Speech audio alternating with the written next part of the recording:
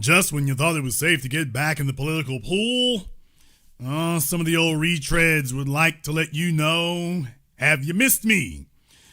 And boy, oh boy, Camala Harris is ready. Or at least she's testing the waters to see what people think. Just to give you an idea here, Politico is reporting that Camala Harris is ramping up her outreach, but no one is incredibly pumped. Now, these are her friends in the media talking like this, but there's a reason for it. I want to go over this article because it brings you up to date on top of everything else. Brings you up to date on top of everything else, so I want you to go ahead and get some idea what they're talking about here. Dateline Los Angeles. Camala Harris is ramping up her outreach to longtime supporters as she weighs a run for California governor, but many Democratic donors aren't enthusiastic. Still hobbled by the hangover of her presidential loss. Some party funders have privately shared that ambivalence with each other as Harris has embarked on a quiet schedule of thank you visits, catch-up calls, hey boo, and listening sessions. Touching base with her most trusted supporters as she weighs her options. The former vice president has tasked aides with exploring several paths, including not just a campaign for political office, but also a philanthropic venture. Oh, please. Philanthropy? Doesn't this woman get tired of asking folk for money? The folks who got the money didn't want to hand it over. Now she's just like, okay. All right.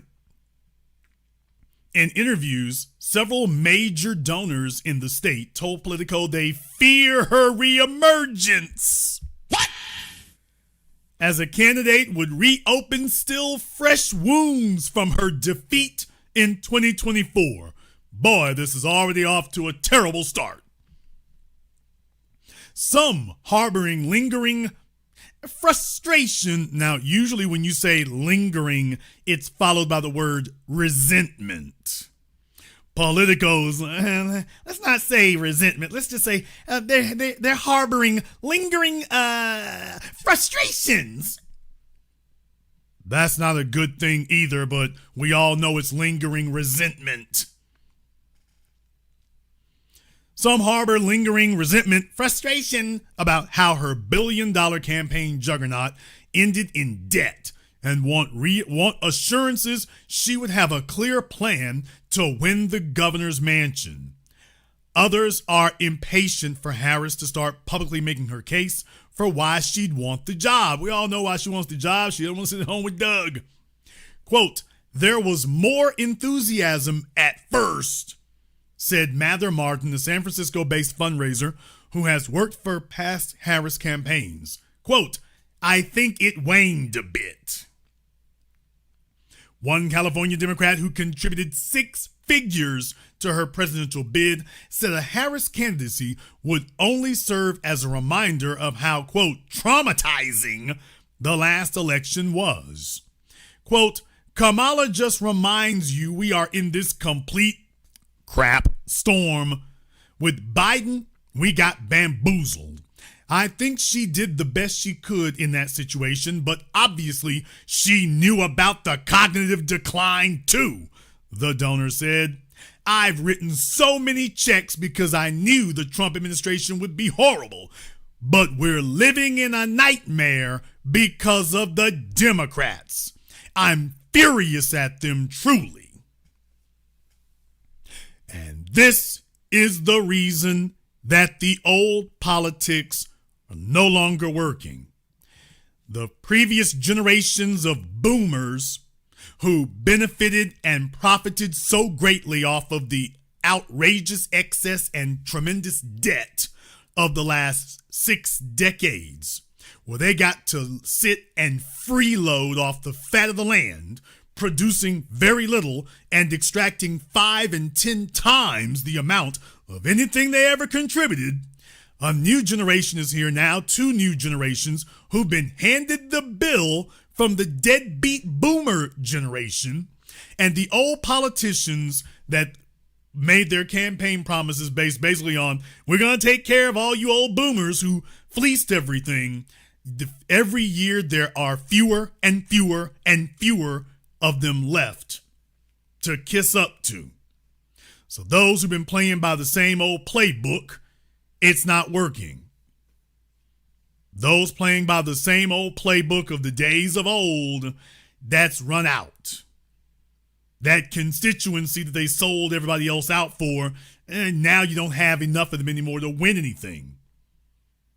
And that's where things went really bad. So breaking out that old sawbone is not going to help. Camala Harris has been a member of that group. It all goes bad from here. Close Harris allies acknowledge the sting of Harris's failed White House bid has not fully dissipated among the donor class. So how she's going to become a philanthropist? But they feel confident that even recalcitrant, look it up.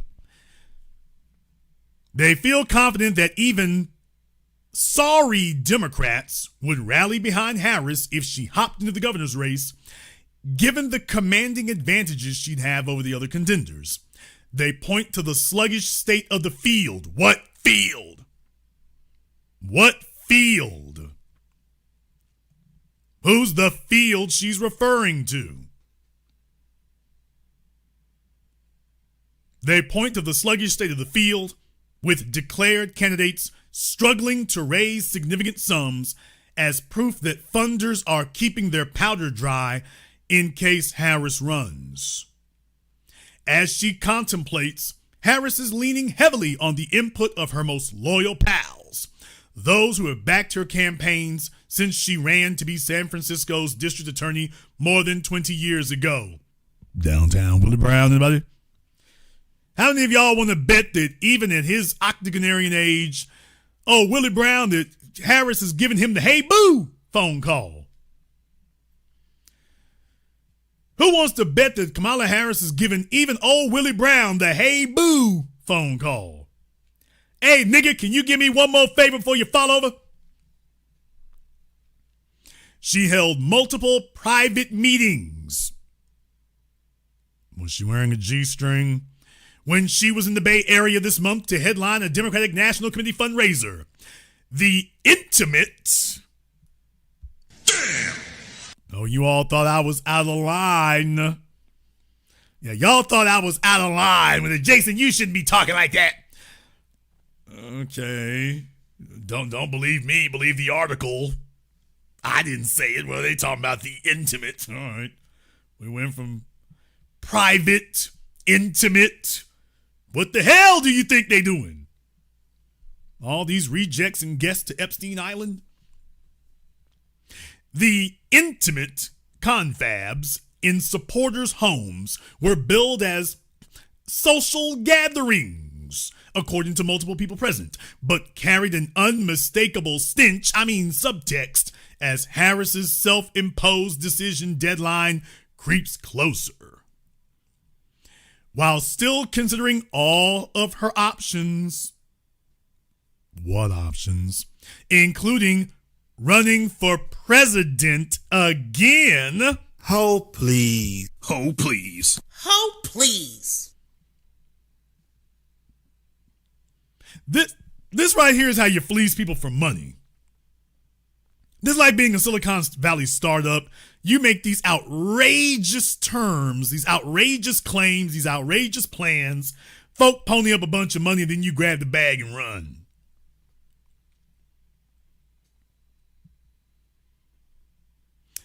While still considering all her options, including running for president again, Harris's focus has been skewed towards a 2026 gubernatorial bid, since that is the most immediate decision to be made, according to a person close to her. The former vice president, who can be painstakingly deliberative, has been steadily collecting input and opinions from her allies to weigh the pros and cons of seeking her home state's top gig. The outcome of those conversations could dramatically reshape California's stagnant governor's race. Harris, with near universal name ID for all the wrong reasons, and a well-oiled fundraising machine, I got on good authority the oil's run out the machine, would enter the race as a formidable frontrunner, likely causing many, though perhaps not all, Democratic rivals to leave the field. In addition to her decades-old fundraising apparatus in the state, she has an enviable small donor email list and a national network of black women, Nigga, please, who will be eager to support her in another history-making bid. How many black women been sitting on the sidelines? Boy, I sure do hope that Kamala runs for governor of California. They're not even talking about a statewide network. You know why? Because Camala Harris and the rest of the buffer classes have been gentrifying black people and ethnically cleansing them out of the state of California. So there is no black population in California that she can count on to defend her because the numbers are not significant enough to do so. Specifically because of people like her.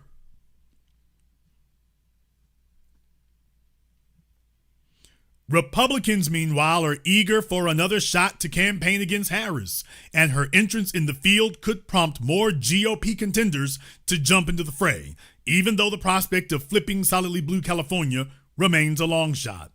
Republicans' giddiness at a Harris candidacy stands in marked contrast to some Democrats' unease about Harris's last turn in the political spotlight. Some stalwart donors said they still feel misled about the state of former President Joe Biden's physical and mental acuity.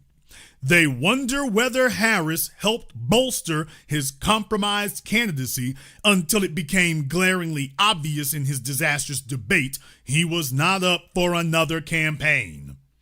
Donors, quote, realize it's just going to bring up the whole pathetic last presidential, which no one wants to hear about again. And then it's the whole did you know Joe Biden thing, said one Southern California fundraiser who was granted anonymity to discuss sensitive conversations. Quote, she still would probably lead, but honestly, no one is incredibly pumped. Harris has yet to weigh in on the topic which has roiled her party, even as Antonio Vargasa, a fellow Democrat who is running for governor, has accused her of being complicit in the cover-up. Oh boy, so the gloves are off in Cali.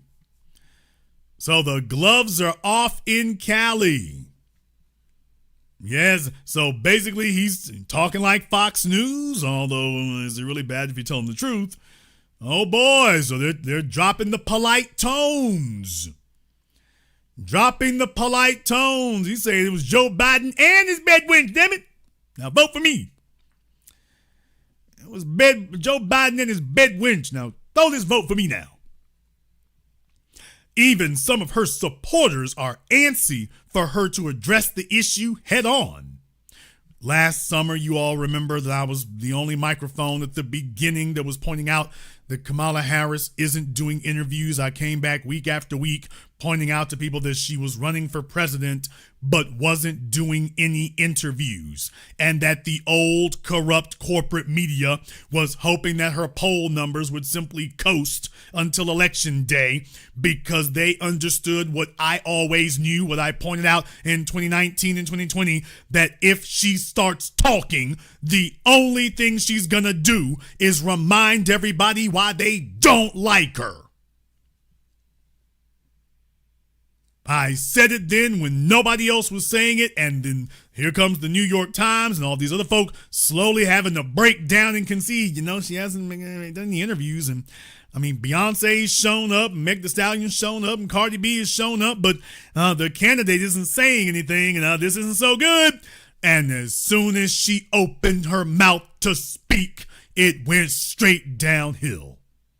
So don't be the reason that she's doing this now. Well, she's waiting and the supporters are getting antsy for her to address the issues. She didn't do this last time. She didn't do it last year right after the debate. She's not going to do it now. She doesn't hit things head on. She needs people to prep the ground. She's not built to throw no elbows. She can't. Less one of them California sissies she throw elbows with. Okay, out here you got rock-ribbed people.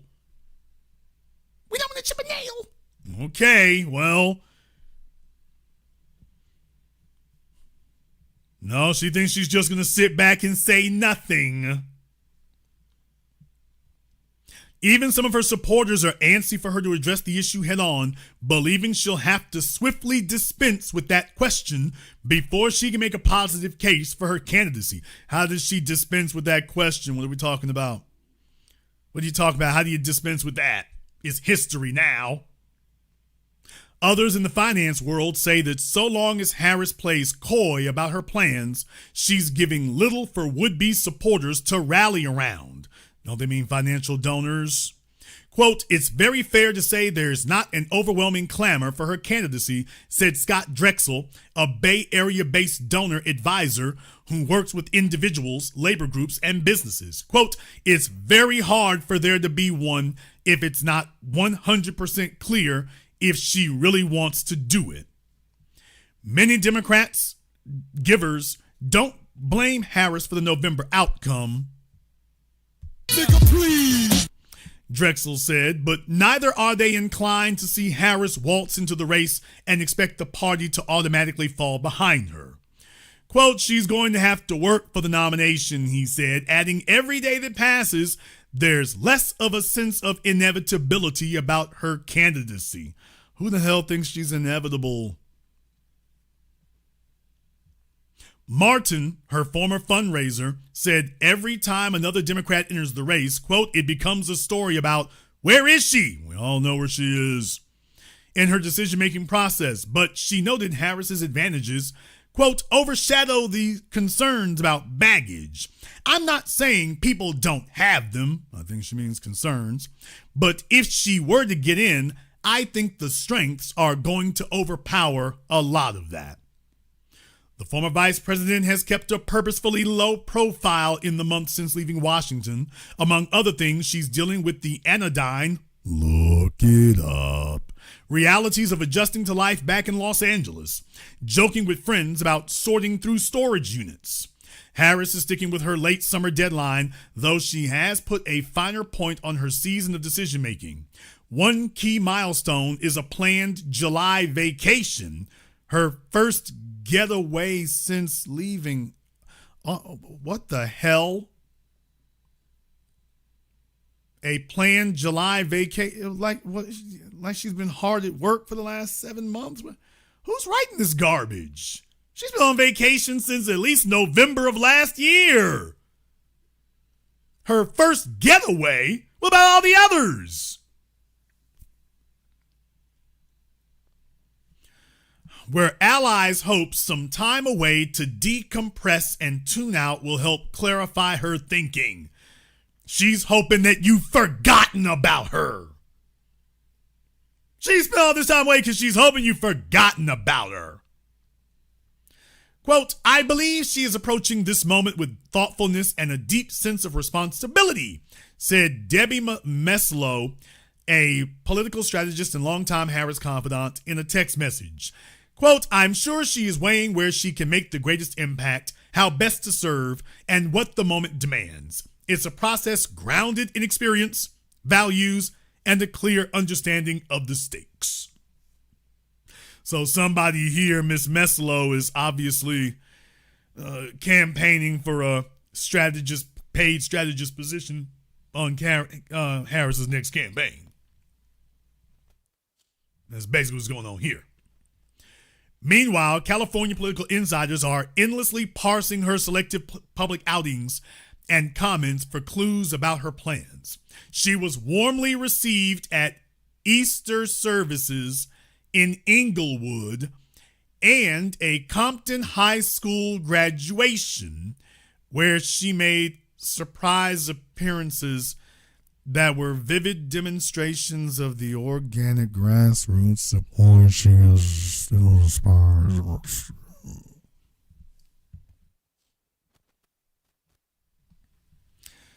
So she didn't get booed out of a high school, so that means that she's still viable. Who writes this stuff? They must be trying to get that USAID money back, but who writes this stuff? Then look what they say right after that. But her appearance at the glitzy Met Ball Gala in New York and her absence at the California Democratic Party convention do not necessarily fit the mold of a candidate for governor. So she shows up at some schools, but doesn't show up for a political convention in her own state. Or with the adults, without Diddy, at the Met Ball in New York. So, yeah, make of that what you will. The reality, according to people who know her well, is that Harris is keeping all her options on the table. She has tasked aides with delving deeper into 3 possible routes. Number 1, running for governor in 2026.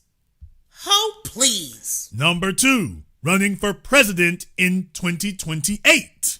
Nigga, please. Or exploring a role outside of elected office where she can still have an impact on civic life. Alrighty then. Harris's most ardent supporters have told the former vice president that they'll enthusiastically back her for a small fee, no matter what she decides to do. But there's no universal consensus that the governor's race is her best option. Maybe dog catcher is still available. Quote, there are folks who are saying you should absolutely do this. You'd be great at it, said Todd Hawkins, a Harris bundler dating back to her days as state attorney general. And there are others who are saying you don't need to do this. You've done enough. Create a legacy outside of politics. Is this how folks in California politics politely tell you to go away?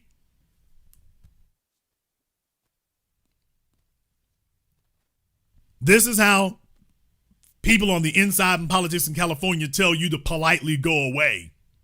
You don't need to run again. You've done enough. Why don't you create a legacy outside of politics? Running for governor would mean plunging into one of the most fraught moments in California's recent history. The state is rebuilding from devastating wildfires. Who has confidence in Camala Harris to manage this any better than Karen Bass has? Bracing for economic fallout from Trump's tariffs and reeling from an unprecedented White House assault that has included immigration raids,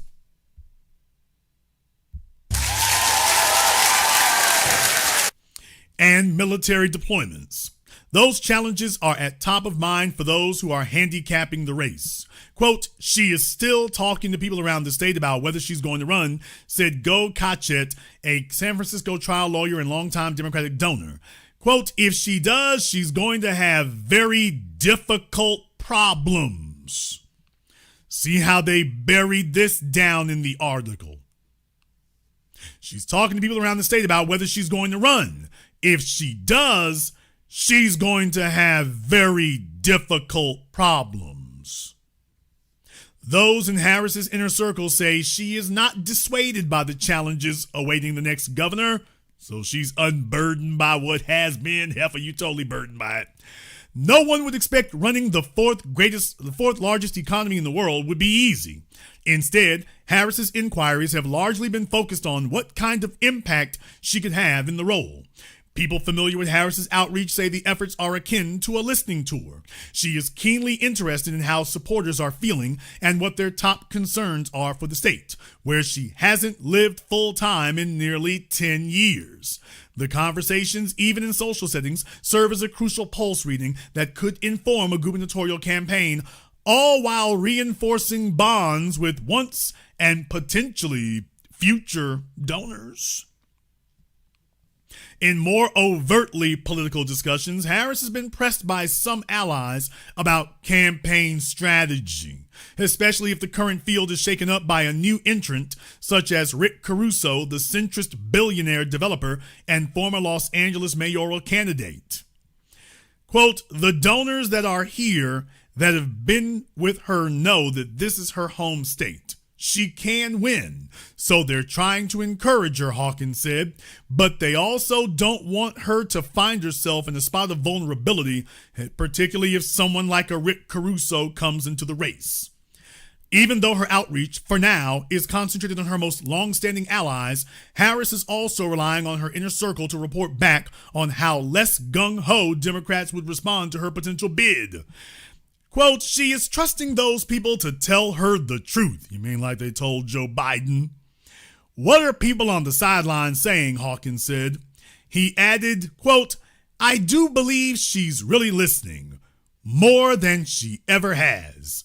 And she needs to listen to the people who tell her don't run. She needs to do that.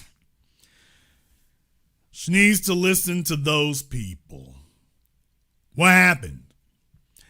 What happened? What went wrong? What happened and what went wrong?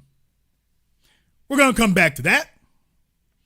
We are going to come back to that. About what happened and what went wrong. Before I do, though, I want to give a brief reminder about something else. Damn! You see, if you want to know what went wrong, you want to know about the people that Camala Harris listened to.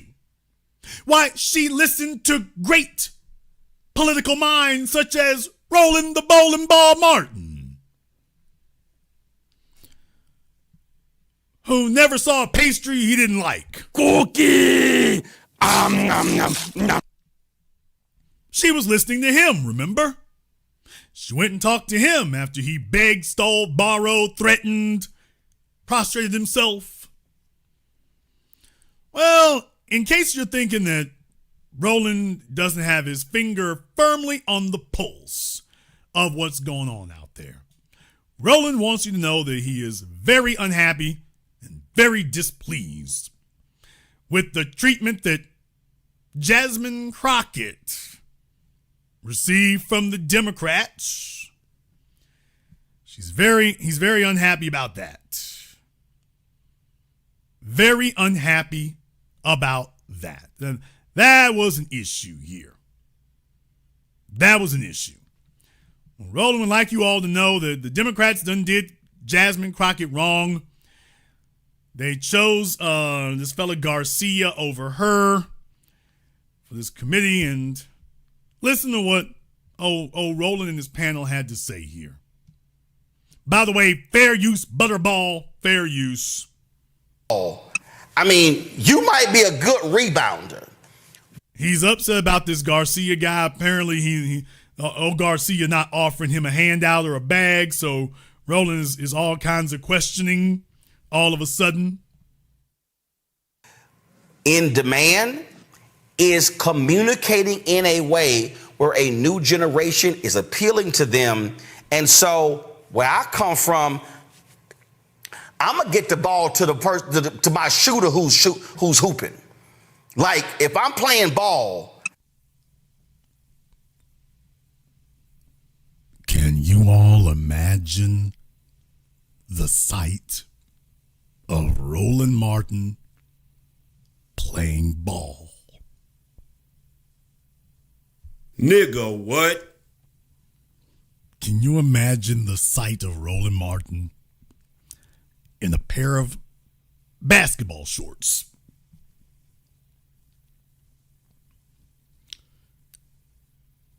Basketball, football, baseball, butterball, ballpark franks, whatever ball you choose. Can you imagine the sight? I know I'm digressing here, I'm pausing, I'm kind of digressing a bit here. I'm just pausing because I felt I couldn't just overlook that and walk past. And I'm trying to see if I can visualize that because he's milking this metaphor. He's milking this basketball metaphor, and I'm just saying to myself, boys, I'm trying to see how. I'm trying to see which ball in particular we're talking about here. Ball joint, I don't know. So, yeah. I'm gonna get the ball to the person, to my shooter who's hooping. Like, if I'm playing ball, I mean, you might be a good rebounder, but if she's scoring, yo, I'm passing you the rock. I'm putting you in position to score. What in the deep, fat, fried Tim Hortons hell has Jasmine Crockett scored? Other than desperate and failed attempts to go viral for being the sassiest thought from Texas. What the hell has she scored? We're going to hand her the ball so she can do what? Throw zingers with Marjorie Taylor Greene? While they're both sitting on the bench?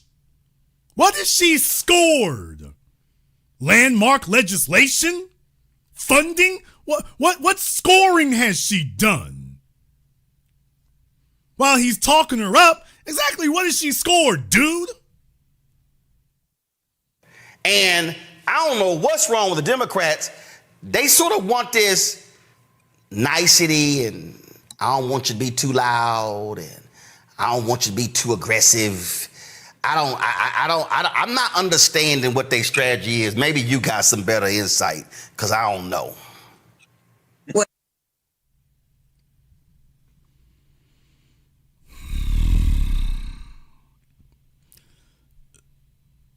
Another brief aside. How did he fit that neck in that shirt? That collar is just screaming.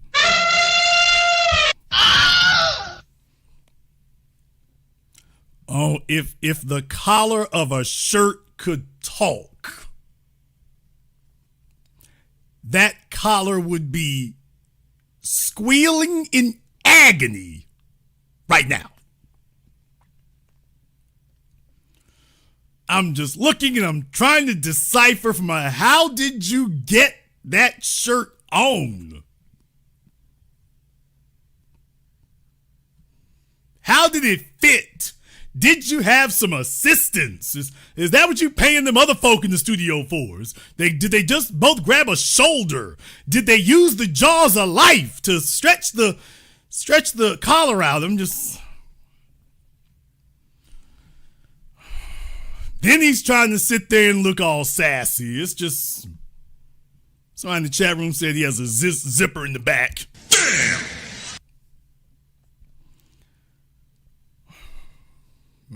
He uses nanotech. All right. Gary said he uses a shoehorn. Well, you're not going to like what I'm going to say because Robert's a friend. That's fine. He could be a friend. He could be a friend, but I ain't never heard of his ass. But go ahead. I just said, listen, we can start singing a whinings a friend, but I'm just simply saying I ain't never heard of his ass. But go ahead. Well, first of all, Robert ain't that nice. He's not that sweet. And ladies and gentlemen, am I the only black person in America who still has all of his own teeth over the age of 40? Damn! Does everybody got veneers? What happened? What, too much Coca-Cola? Too much ice cream? What? Am I the only person who still has all his own teeth and isn't wearing veneers? I feel weird. I feel weird. Maybe Brother Elijah will let us all know what happened, but something happened back in the days. Everybody's got veneers now. It's just, I feel weird having all my real teeth. I'm like, oh, hell. Everybody's got veneers now. I think they're just doing it proactively. I refuse to believe that everybody needs to just knock out all their old teeth and replace them, with Legos. I just don't believe that that's absolutely necessary. So I'm missing something here. Anyway, she wants to defend Mr. Garcia. So she says this. Well, first of all, Robert ain't that nice. He's not that sweet. And he is a fierce defender for the LGBTQIA community, he's gone viral multiple times for clapping back. Before actually Representative Crockett actually got to Congress, he was actually the one keeping foot on neck with Marjorie Taylor Greene. But honestly, my how I feel about it, if it wasn't her, I'm glad that it is him. He's a very skilled lawyer. He's a very skilled communicator. And like I said, he is a fierce defender for his LGBTQIA community. Get off my phone! Nigga, what? Oh, please.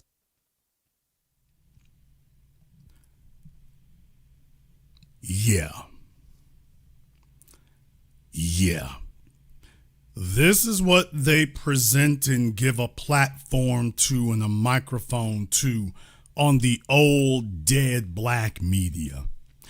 And then they wonder, actually they really don't because they already know, but then they wonder why it is that they were completely incapable of getting Camala Harris to slug her way over the finish line. This is what they're platforming and giving a slot to here. Yeah. Right. Black Star Network me ass. This is what passes for acceptable dialogue over in the old dead black media, and I keep reminding people about that so that they will not forget. It is important that they don't forget.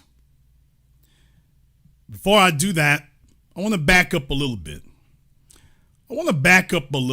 Because I want to play for you all actually the beginning of this video on Bowling Ball's channel there. I want to actually play for you the beginning of it because there's a lot to learn here. There's a lot to learn, and Roland wanted to make a point. He wanted to make a point, and I think it's actually a good one for once. So listen carefully. Why did Mom Donnie win in New York? Y'all want to know now why he won? Watch this. New York is suffering from a crisis, and it's called Halalflation. Today, we're going to get to the bottom of this. How much does a plate of halal cost right now from this truck? $10. $10. Chicken over rice, lamb over rice, $10. $10? Yeah. When you're a street vendor, you have to pay for the food, the plates. How much do you have to pay for your permit? Before it was 22K. 17,000. How much does a license cost if you get it from the city? I think 400. And who are you paying? The permit owner. You're not paying the city. No. You pay the permit owner $22,000 just so you can sell this food. Yes. And who is this? A random guy. Have you ever applied for a permit? Let me stop a few things here right quick. Did you all hear those numbers? $17,000, $22,000? And these aren't even the guys with the permits. Somebody else has the permit, so they're paying this somebody else. And they don't want to say who the somebody else is. It's just quote unquote random guy. It's just a random guy. That don't sound right to me. But my first question is, okay, where'd they get the 22,000 from? Barely speak English, but they're walking around with 22 G's of disposable income that they can spend? And that's for the permit, not for the actual food truck. What? That's for the permit, not for the food truck. Now, the food truck that's a whole nother cost. No, just for the permit. And you don't speak English? Or at least the English is clearly not your first language. And I got questions. I got questions here about how we making this work. Just curious, just whatever working for you should be working double for us. I just got some questions. Because that just sounds hella suspicious. And then they found a random guy. Random guy? People, do you understand what that means? That means that there are people in New York City who are stockpiling permits and not using them. The person who bought the permit isn't even using it. So they got on the list to get the permit. They got the permit and they're not even using it. They're renting it out to somebody else. But he's not the one using it. We're way past them. This is like the medallions thing in New York for taxi cabs. We're way beyond that. This is a whole damn racket while Letitia James is talking to her girlfriend. This is a whole damn racket. Yeah, I'm applied and no come anything. It's long wait. Number 3,800 something. Now let me back up a minute there because he's asking them about them getting their own permits. Sell this food. Yes. And who is this? A random guy. Have you ever applied for a permit? Yeah, I'm applied and no. By the way, one more question. How the hell did you find the random guy, dude? Hey, Mr. Random Guy. Hey, fella, by the way, I don't mean to bust y'all's hustle, but by the way, where'd you find this random guy? Random guy? There's just a random guy in New York City. He's standing on a street corner with a sign, will sell permit for food. By the way, how'd you find this, quote, random guy? I'm asking for a friend. Does anybody know, what happened there? Just curious. Random guy. Have you ever applied for a permit? Yeah, I'm applied and no come anything. It's long wait. Number 3,800 something. And After 2 years, you're number 3,800. yes. These are the 4 bills that are sitting in the city council right now, which would give these vendors their own permits and make your halal more affordable.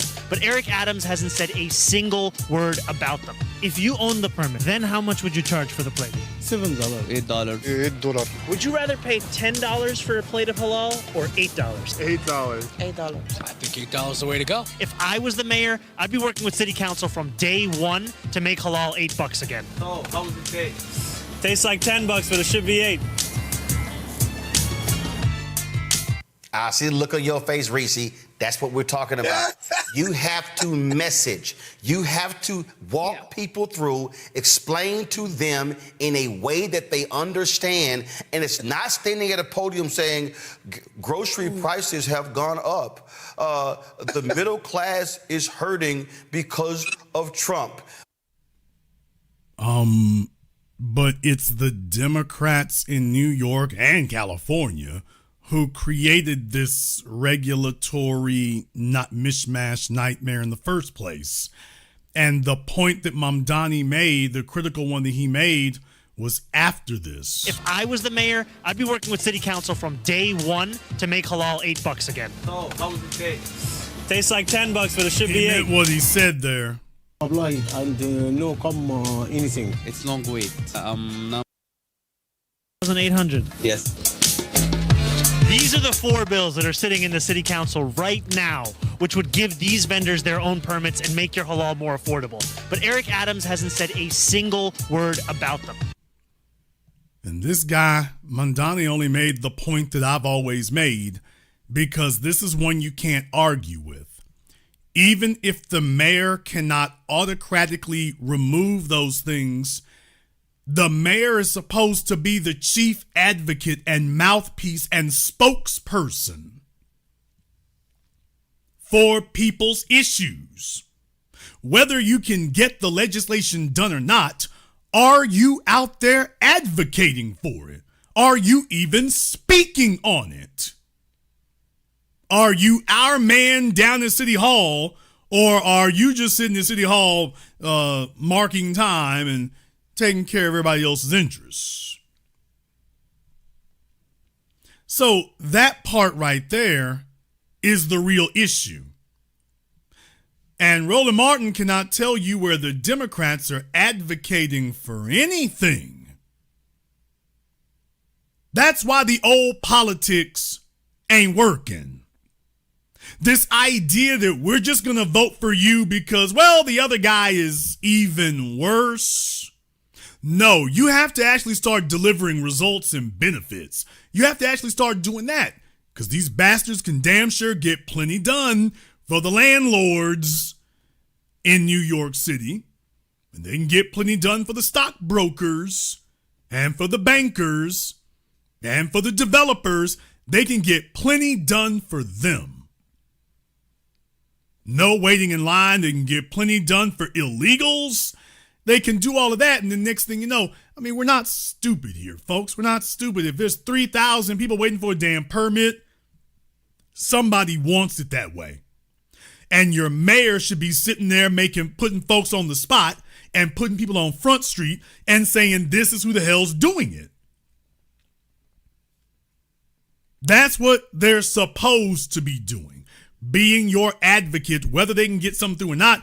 They're supposed to be putting somebody on Front Street and saying, hey, all of us over here, everybody who's in favor of getting rid of these regulations, say aye publicly. Who is against it? And then get them up front so you can see who the empty suit is being paid for, who's been bought off. But then again, they're all bought off. Which is why people are going for radical solutions, like a white supremacist populist like Donald Trump, or a socialist like Mamdani. That's the reason. And that's the reason that Camala Harris can't rise. Kamala Harris cannot rise because back in 2019, she was flatly asked about what she was going to do if she became president for her people. She couldn't figure out who her people were. And then when she was talking about black folk, she wanted to talk about what we can't get. And people have grown sick to death of all the Elon Musks and all these other people who they've figured out how to get whatever in the hell they want. And meanwhile, you're telling everybody else what they can't get. And that is why the politics are no longer working. If you all agree with that, give me the green check mark emoji in the chat room and hit the likes button for me. It's over 4,000 people in here live right now. It's over 4,000 people in here live right now, but only 1,600 people like the program. So apparently I'm offending all the Kamala Harris fans, so they might just run me off here. But if you agree that the old politics no longer works because people are not falling for the bull crap anymore, they're not falling for the garbage anymore in the numbers that the political overseer class needs to get you to vote for nothing. They want you to show up at the polls so you can vote for nothing. Vote to get nothing. Just vote to be proud to elect Sister Girl. Let me explain something to you right now. When they go and talk to Jewish society, they go and talk to them about what they're going to get. We covered this on last night's program. Jewish society is getting money sent to them that they didn't even ask for. They didn't even ask for this. And Trump said, hey, need $100 million? Need $100 million? They didn't ask for it, didn't campaign for it. Nobody on the campaign trail said, you know what? We really need Trump to send us some money here in Jewish society. They just showed up and said, here you go. Without Jewish people having to ask for, beg for, campaign for, stomp for, corner them at a town hall meeting and badger them for a dime. Didn't have to do that at all. Not at all.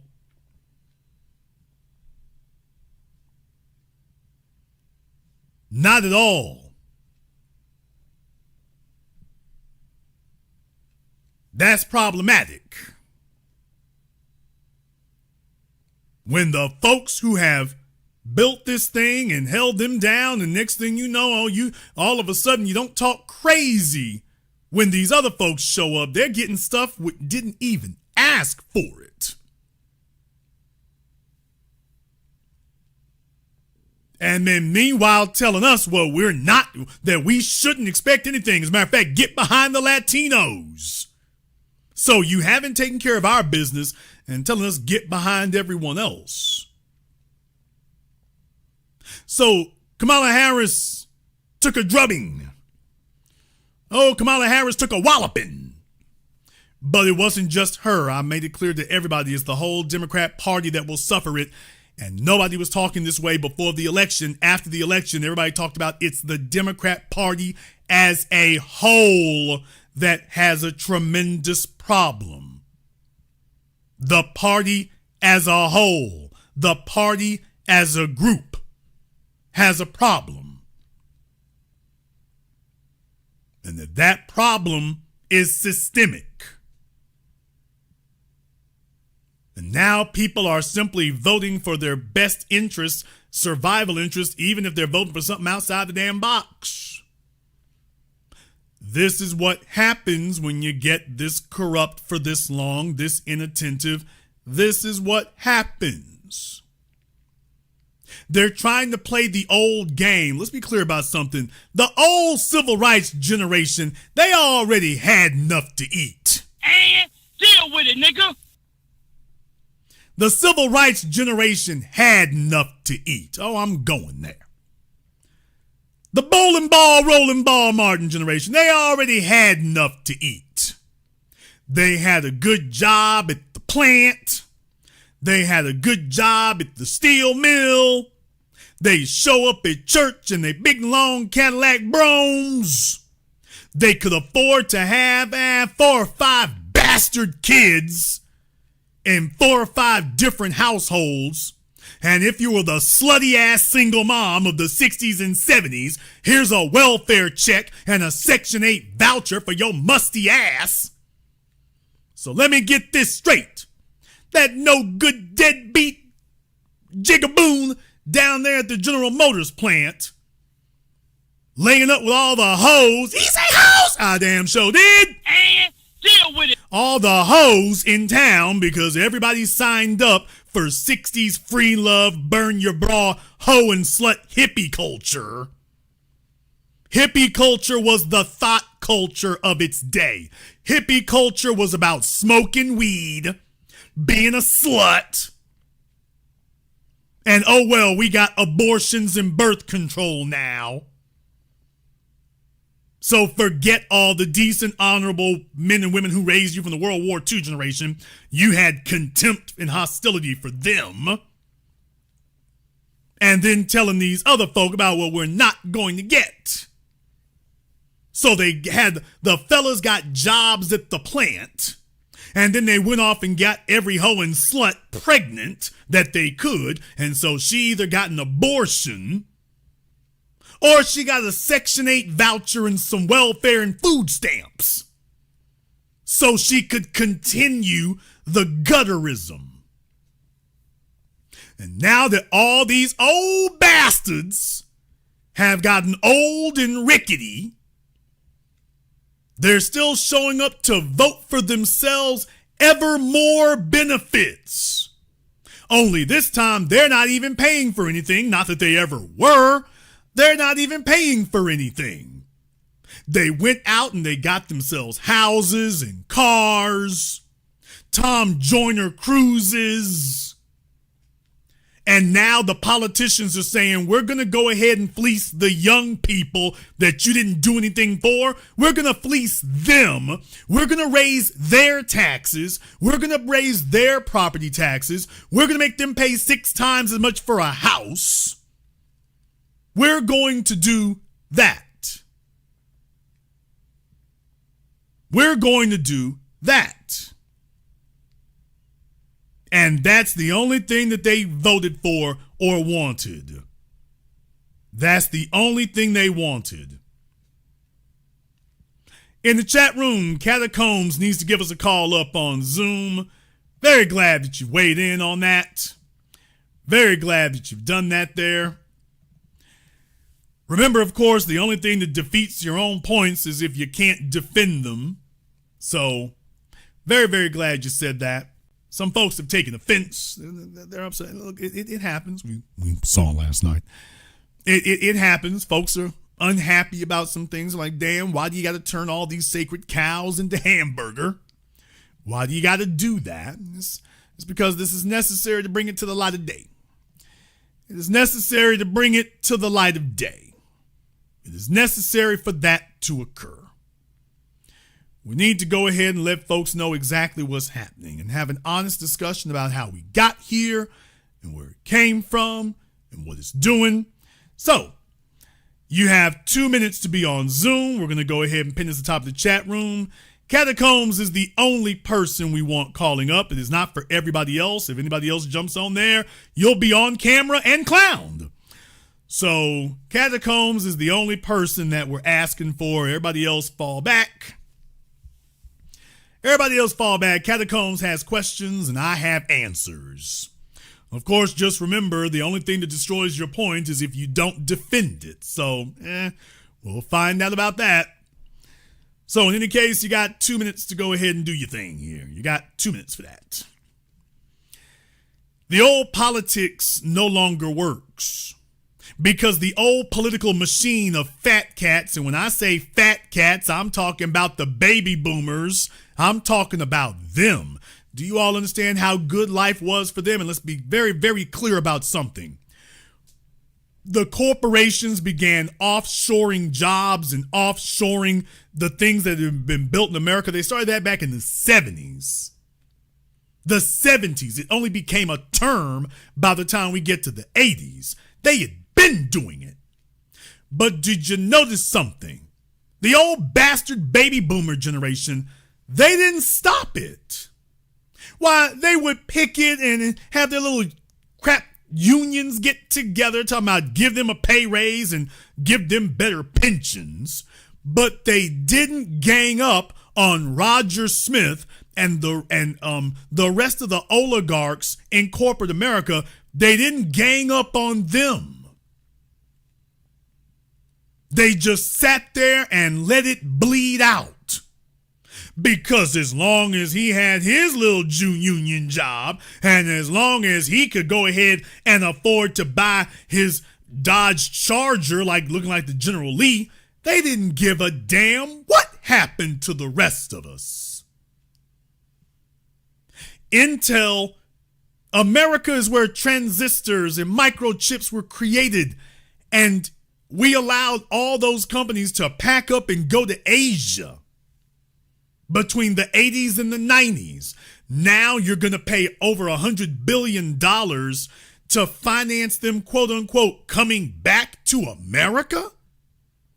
Why the hell are we not just letting Intel go out of business?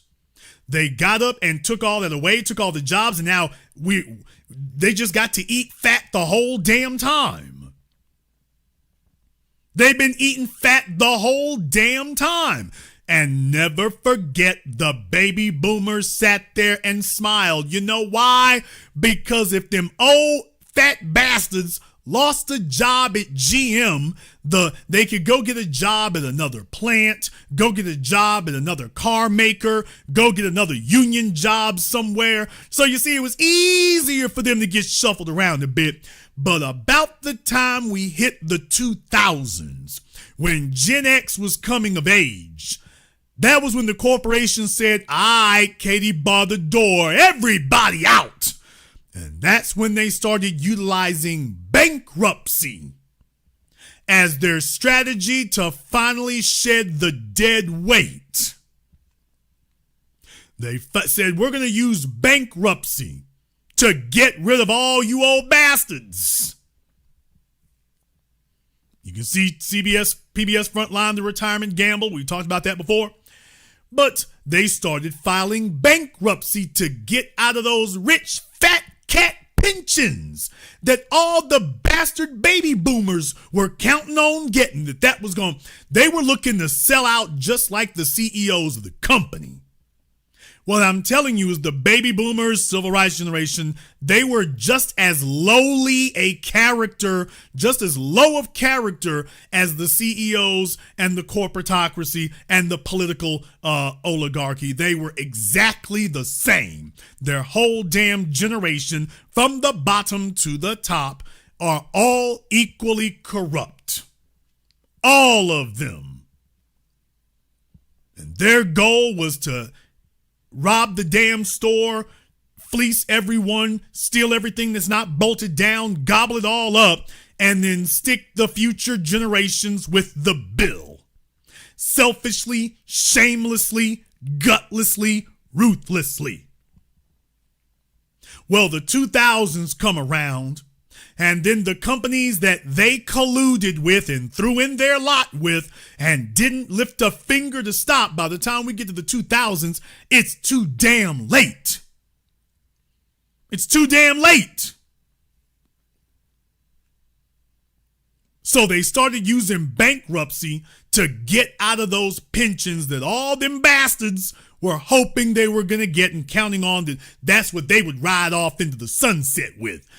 Who gives a damn if you can't afford a house? Who gives a damn if all your jobs pay minimum wage? Who gives a damn what you kids don't get? I got mine. Lucky to you if you can get yours. Respect your damn elders, and you can't show me the ones who did the damn thing for you. Not as a group. Yo, greasy granddaddy don't count. By the way, that nigga got skeletons in the closet too. And deal with it, nigga. Your granddaddy ain't no better. Sit your ass down. If what I'm saying bothers you, that's because you know it's you. So when these companies started filing bankruptcy, that gave them the ability to get out of those defined benefit pensions, them fat cat pensions that them folk have been getting. Now you've seen a lot of that shift over to the military. They got that little racket going on over there, but I digress. Not really, actually. But in any case, now that they started rolling back them pensions and undoing those pensions and dumping those pensions, and now you finding your ass, you're just another creditor. All those unfunded liabilities, when they undid that, now you're just another creditor. Here you go. Now, all of a sudden, they started crying foul. In the airline industry, in the automotive industry, semiconductors, steel. Now the fat cats of the civil rights and baby boomer generation, now they're crying foul. When they were young and spry and had 3 weeks paid vacation and 5% raises every year, and houses that cost $30,000 in the suburbs. Well, when they were getting all that, they weren't crying about a damn thing. They weren't complaining about a damn thing as the corporations raped and pillaged everything and sold off the future. Oh yeah, because them bastards were selling out along with them. All of them were in on the heist together. And the politicians enabled it and enjoyed it. So when when you hear them going on and on and on and on about Medicare and Medicaid and Obamacare, that's for the old niggas. Damn. That's for them. Okay, but them old bastards ain't paying for nothing. You're the one financing it for a bunch of old lazy bastards who already worked, or in many cases didn't. It's not our fault if they sat on their musty ass for 2-3 decades and didn't work because you didn't feel like you had to. People, disability didn't become a thing until the 80s. Disability wasn't a thing. You would be too damn embarrassed to go around talking about you disabled if your ass can work. You were too ashamed to try to do something like that. How you gonna look your neighbors in the eye? Baby boomer generation changed all that. They said, man, damn a work ethic. Hand me my coke, cocaine. Hand me my heroin. Give me my weed. Where's that raggedy ass broad I was laying up with? People, bastard kids, disabilities, Section 8, mass STDs. Do you all realize that after the baby boomers got done, we had new STDs? What? When they got done hoeing around in the 60s and 70s, we got up in the 80s with new STDs. Stuff that wasn't even there before. Where the hell this come from? Mars? No, you mammy. We ended up with new stuff.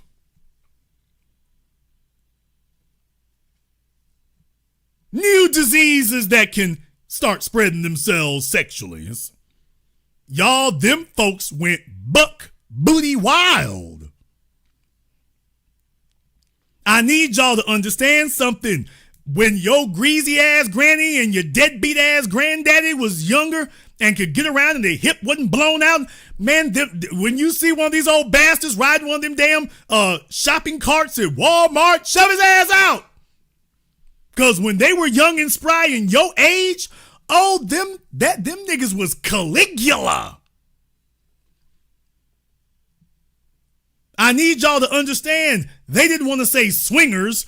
They didn't want to say orgy because orgy wasn't a cool term. They made their own new term for orgy. Swingers. Swingers ain't nothing but an orgy. That's what they did with the money from their union jobs and their Section 8 and their welfare and food stamps and looking forward to their retirement. And because having a bunch of bastard kids, that wasn't a felony when they were growing up. It's a felony now. And they're the ones who sat back and empowered the government to go after us and say that we can just stick a kid on you.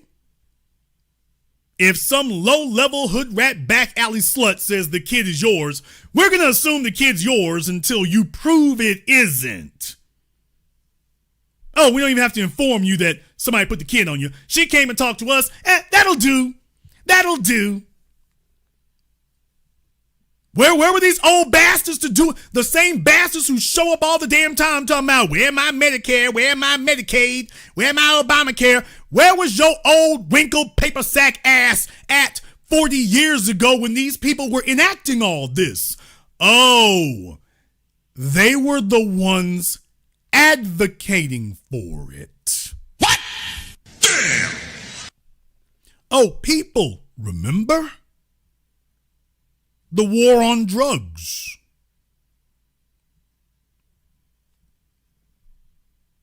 The crime bills of the 80s and the 90s. Yeah, them old bastards who created the cesspool and created the mess in the first place.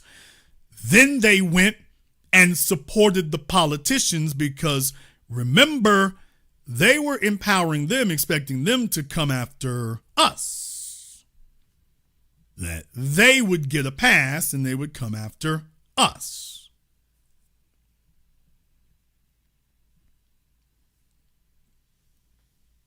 So them old bastards did show up at the polls. Ain't that right, Bill Clinton? Who was so popular they called him the first black president among them old niggas. They loved having the white zaddy to sit there. That's okay. And that garbage worked on them. That worked with them. Yeah, Bill Cosby talking about pull your pants up. Some old bastard who didn't do a damn thing for nobody but himself. Oh yeah, you want to talk about swingers and degenerates? Nigga, please. Yeah, Bill Cosby telling you pull your pants up and Why you getting these hoes pregnant? And meanwhile, Bill Cosby had knocked down enough white women that you could make a color collage on the front cover of the New Yorker magazine. And they did, literally. It literally looked like the deluxe edition of Hollywood Squares. They had so many white women on that cover. It was like, Bill, I'll be damned. How'd you have time to film the Cosby Show? People, how did Bill Cosby have time to film the Cosby Show with that many women? At least Wilt Chamberlain had an off season. Damn. At least Wilt Chamberlain had an off season. What about Bill? I mean, Bill had to be flip-flopping hoes on his way to and from the studio. Where's he got the time to do all this? Like, a few of them is one thing. Nick Cannon is somewhere talking about damn goals. Nick Cannon is sitting somewhere right now listening to me talking about I'll be damned goals. I'm underachieving. Bill got me beat. And he's far from the only one. Oh, am I going to go there tonight? Let me just give it rough, rugged, and raw. Magic Johnson. Damn. What? Damn. Come on now. Come on now. Yeah, anything and everything. Oh, I said it. Oh, I said it. He wasn't the only one. Wilt Chamberlain grabbing every damn thing moving. Magic Johnson, let me try to keep up with him. Michael Jordan, here you go. Decades later, you see all these damn hoes and sluts from the Freaknik era. That's why the old politics don't work, because they've sat up here and tried to condition you all. Listen to me very carefully with the next words that's about to come out of my damn mouth. They have conditioned Gen X and the generations after that. They have attempted a ruthless, vicious campaign to condition you to think like Gen Xers and millennials and Gen Alpha. They've conditioned you to think like your generation, but to vote like their generation. Nobody has explained to you the strategy before I have tonight. The 720 degrees of analysis you'll receive absolutely nowhere else. Now you understand what the strategy is. They have attempted to convince you to think like your generation, operate and move like your generation, put up with the problems like your generation, but then you go and vote and accept rationales like you're a member of their generation.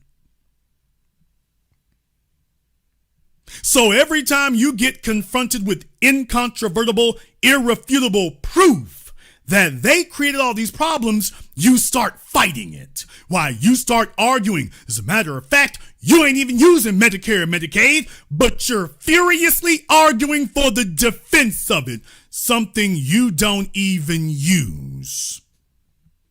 How are you such a staunch defender of something you don't even use?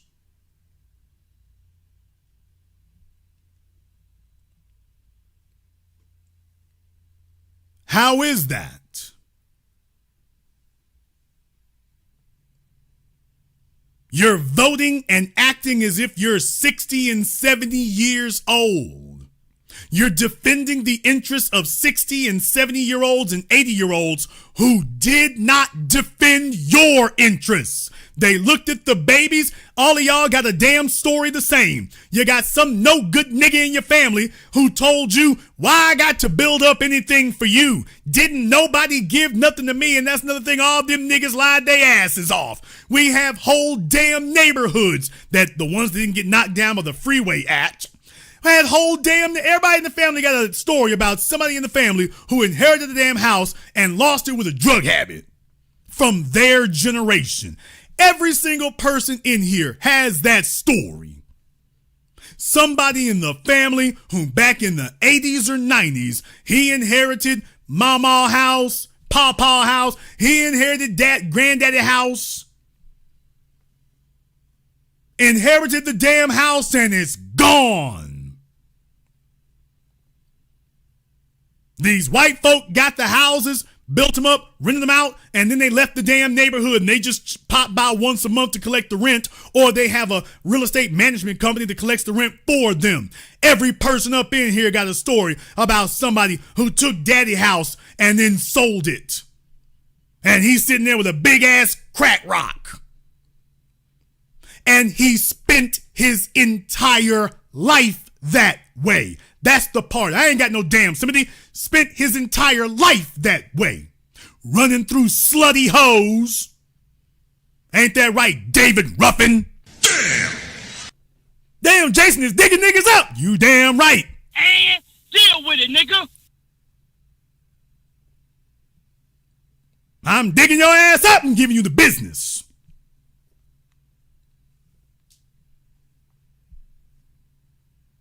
Every time we turn around, we got a story about somebody that spent their whole damn lives with the sluttiest of the slutty broads, drug habits, and every damn thing else in that damn generation, and then telling you and me about some damn Medicare and Medicaid. Back when this nigga was young and spry, I'll be damned, he wasn't building a damn thing. I mean, living it up. Back when you used to be able to have crazy sex. Them niggas didn't have no condoms? Okay, yes, I got to say it. You want to talk about stress-free. Literally, the only thing you had to worry about was, back then, I'm going to try to be nice about this, genital lice.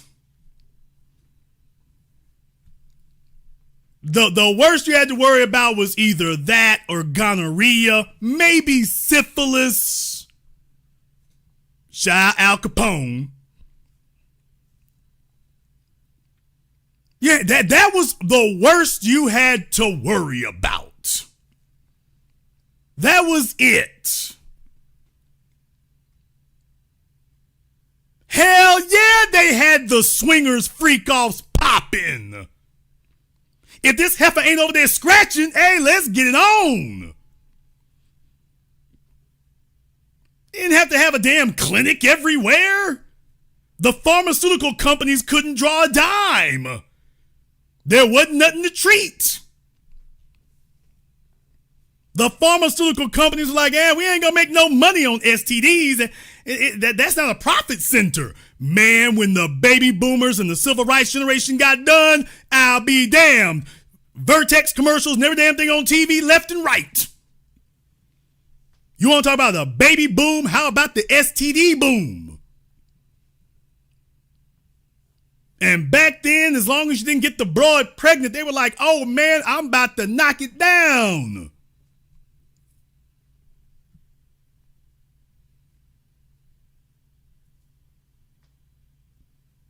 Don't tell me a damn thing about the rappers today.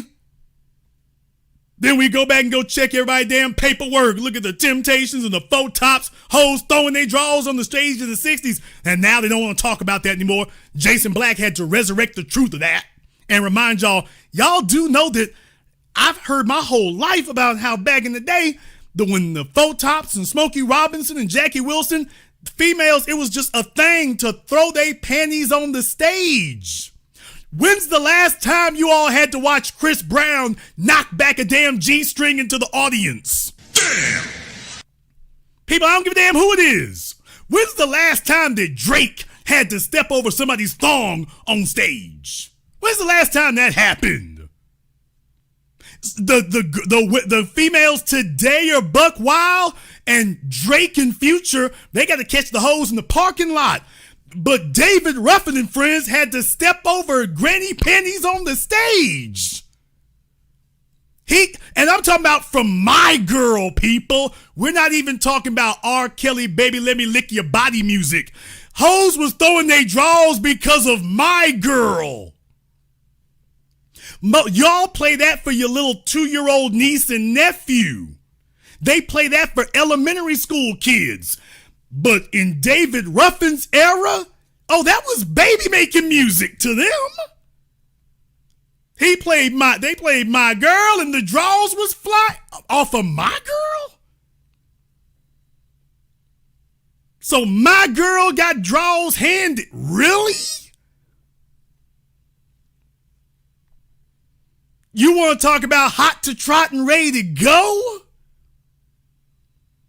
The females today would be narcoleptic if you played my girl.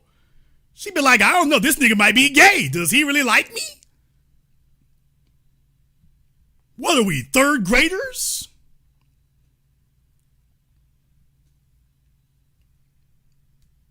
And you have modified your sentiments and principles to align with that generation politically. And they are scared to death because the last 2 decades we have been on a mission to brain cleanse you of that brainwashing that they did.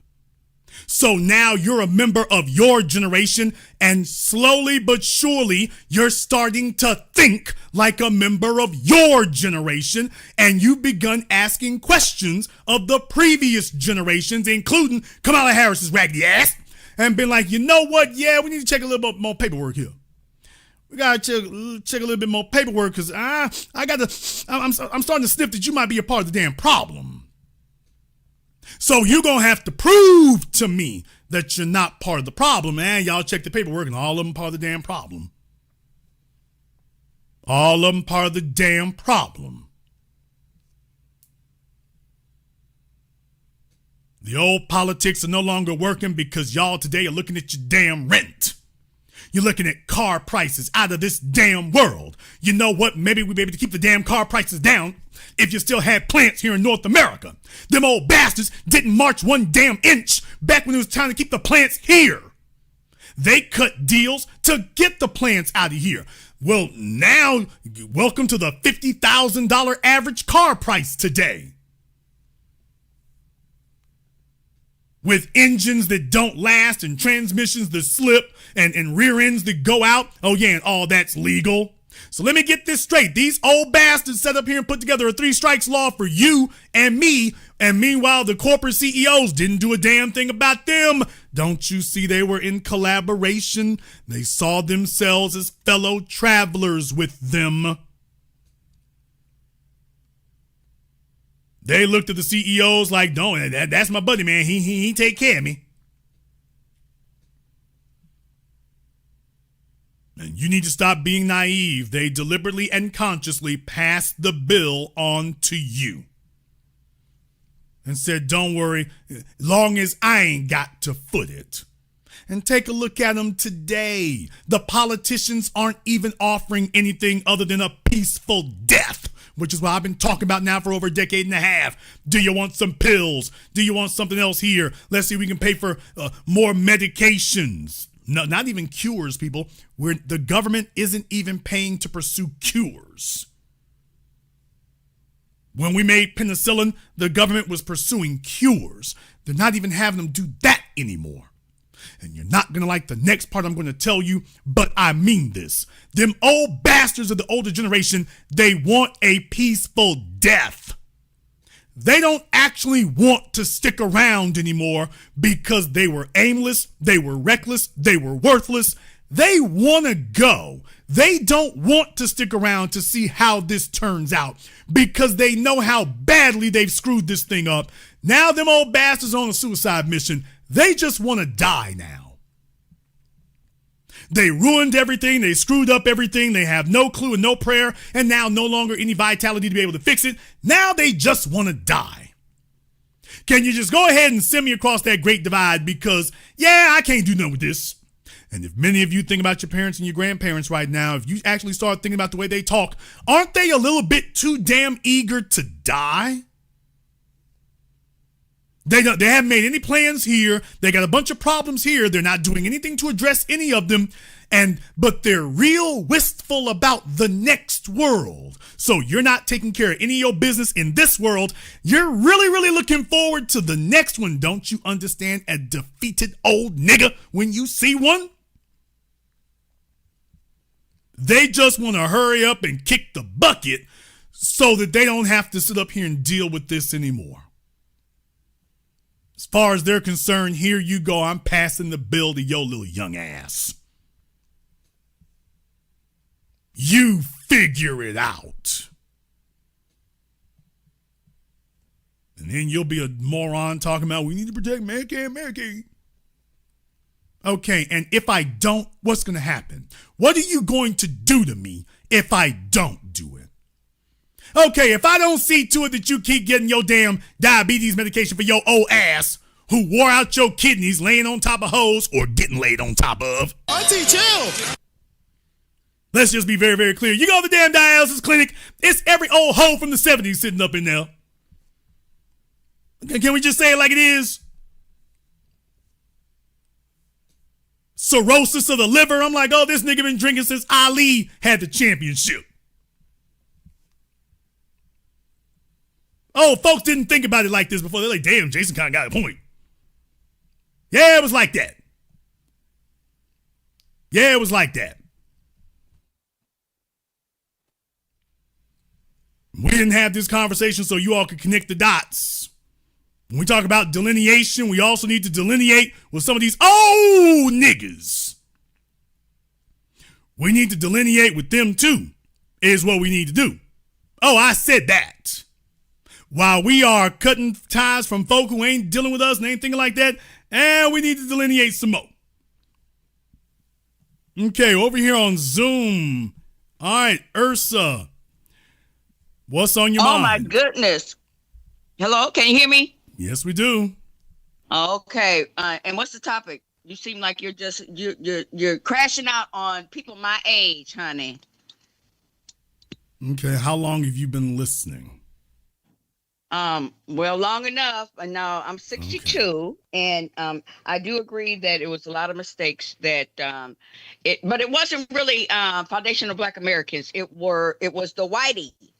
And Whitey is never, ever, ever going to admit their mistake of how they let all the corporations go overseas, how they were greedy, how they let Reagan use the Southern strategy and just blame everything on black people. Okay, how about the nigga strategy? What about that one? Okay, that too. Yeah, I'm talking about the civil rights generation and your age of the nigga strategy. That was a bigger problem. That was a bigger problem. Okay. Can I talk? Because I lived through it. Okay. But what I'm saying is they always use us as a red herring. They always put us out in front. But in the behind the scenes, they are doing policies that hurt everyone. And it's still like that today. DEI.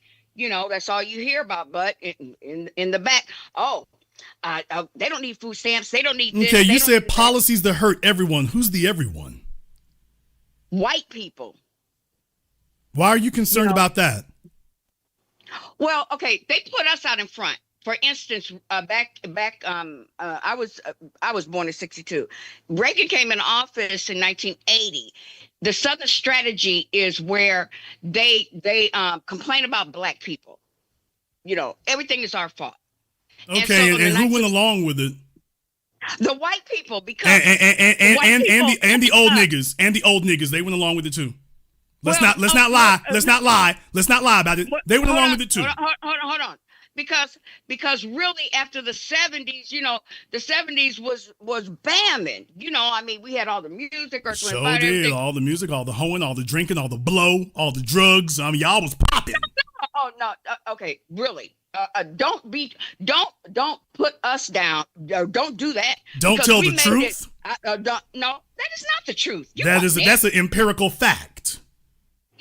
Well, everybody was doing that, honey. So well, thank you for some honesty. Everybody was doing that, but really, and they still do it today. They use us as the scapegoat. But then No, behind because the scenes- your generation didn't have somebody to learn it from. You all invented it. My generation learned. I didn't learned invent it by watching. Okay. Well, can I give you some game? I was there. And no, I'm done with you because you don't want to listen. Goodbye. Bye. Y'all, Goodbye, she hon. is bug-eyed and tweaking. No, bye, hon. Y'all should Goodbye. know she's No. on this thing Goodbye. tweaking. No. Like her No, eyes bye. are all big and tweaking. She is on something. I'm not tweaking.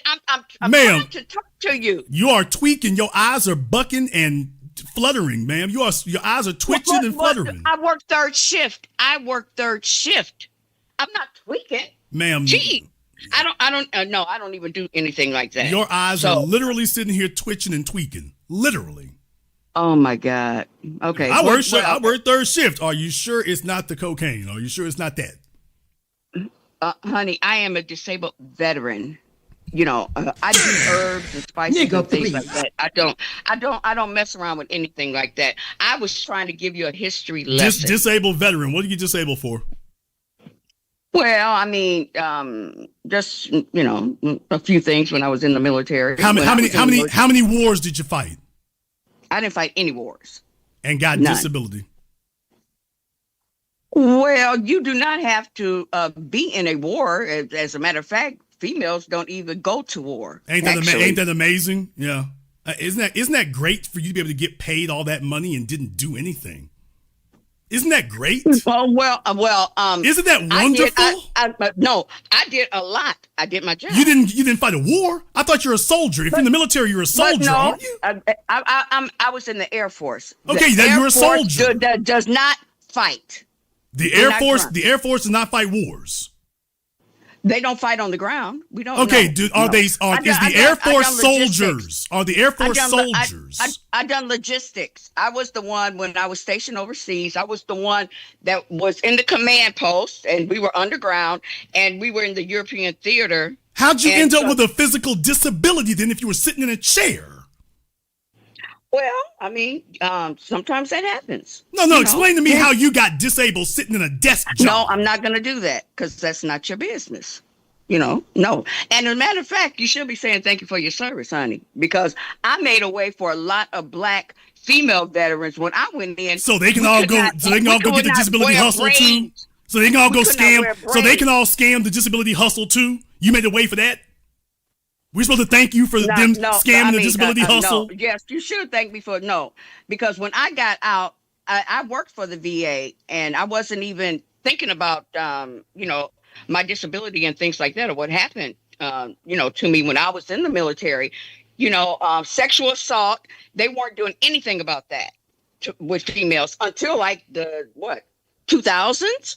Yeah, because that became the new way for folk to get a discharge from the military if they couldn't hack it. That became the new hustle to get out. Hey, no, I served my time and then I went into the reserves. Hey, I love the military. I didn't like what happened in the military. Man, you got disability for sitting at a desk job. You just ran the same hustle with everybody else. All of y'all just scammed your way through things. You know what? You didn't fight any wars. The only thing you're in the military for is to fight a war. You never fought anything. You're sounding very ignorant because you don't know what the military is about. The militaries kill people and break what things. The military is about. Militaries are for fighting wars. That's not true. The military, when I went in, please. it's a deterrent. It is a deterrent. After World War II, that's when after World War II, a lot of people died.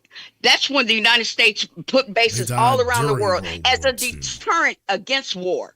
Nuclear weapons are a deterrent. They're nothing but paid mercenaries. Nuclear weapons, the nuclear arsenal is a deterrent. You were not a deterrent. Well, back then we didn't have nuclear arsenals. The people that we would be going to war against, they got nuclear weapons too. We're not on the ground fighting any of them. We're just beating up on little old Middle Eastern countries to steal their oil. Yeah, that's not a deterrent. That's no deterrent. You don't know what you're talking about. That's no deterrent. You're just talking out this. I don't know what you're talking about. At least I have enough teeth for it. After World War II, they did not want any wars. Why do you think they put bases all over the world?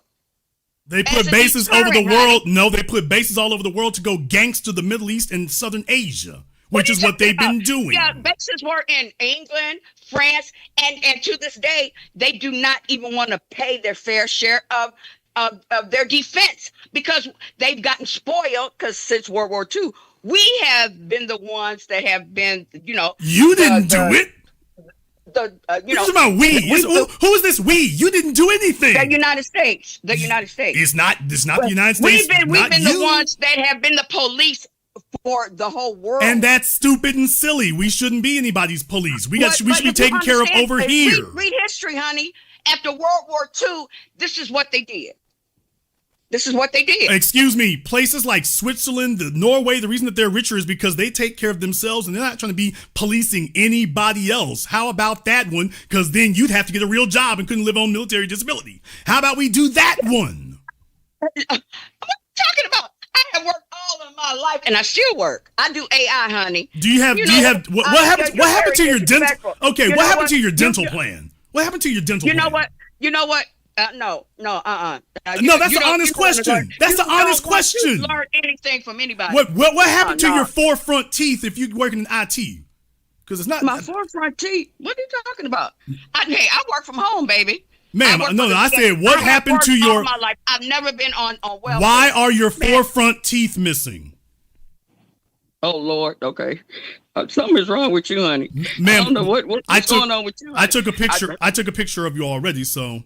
No, I can show. Everybody knows people. Ursa Worlds, baby. Okay. Everybody knows me. Does everybody know? Does everybody know Ursa? Does everybody know Ursa's orthodontist? Does anyone know him? Because he is slipping on the job, game, baby. No shame. She's worked all her whole life. She worked on everything except the dental plan. She's worked on everything except that. Hey, I got teeth. Are they currently soaking? Problem though. I mean, you she has a parcel, in, but you don't want to learn nothing from them. What the hell am I gonna learn from you? Nothing, cause I'm out. You're an ignorant ass. That is my point. No, you are ignorant. How many children? How many children do you have? No, that's the only thing I'm going to do with you is use content farm you for my audience. That's the only thing I'm going to do with you. She checked all the damn boxes. Old nigga, military retiree, disability. Thank you for your service. How did you serve me?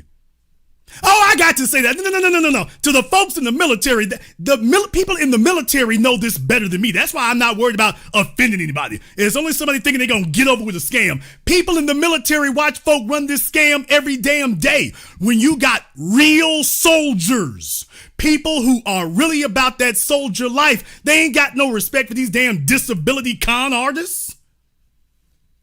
That's become the new con game. Shout out to my man Prince out of Richmond, Texas. Don't let nobody sit up here and try to shame you all. Thank you for your service. And then right after she said she didn't serve anything, I got disability for sitting on my ass looking at a monitor. That's the deterrent? Oh boy, Vladimir Putin, he's shaking in his boots.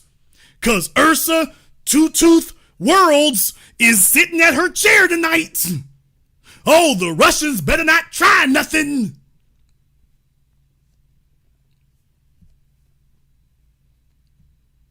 And she got knocked out the game sitting in a chair. Oh, please. Yeah, she's so rough and tough and rugged. The Russians didn't even have to get you. The Chinese didn't have to get you. Ergonomics got you. She's sitting here bragging that I never fought no wars. Then what the hell did we pay you for? What the hell am I going to thank you for? You didn't. I'm a soldier who didn't do any soldiering. She's a soldier who didn't do any soldiering and she wants us to throw her a parade. You should be happy you got away with that miniature Lufthansa heist. And now her raggedy ass on my phone talking about she's taking it personal. She is offended by what we had to say there. It was offensive. I'm just like, y'all know I don't throw folk up on camera unless they talk to me crazy, although in that case I probably should put her up in the first place. she's talking about how hard she works. And I'm like, I could reach in your damn mouth with my whole hand and grab your tongue. I probably need to. Damn. If she sits there and smiles with her teeth closed, that gap in the front, I'm like, hey, baby, you missing the front foe. If I get tired of hearing you jaw jack, I could reach between your damn teeth up here and grab your tonsils and shut you the hell up.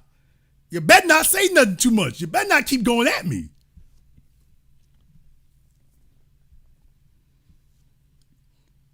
I'm liable to bring you a partial. What? You better quit going at me.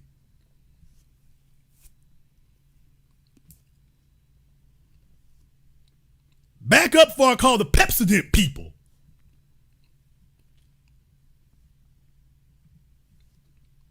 Yeah, veneers ain't gonna work here. Veneers ain't gonna get this one done. The man ain't got nothing to work with. The man ain't got nothing to work with.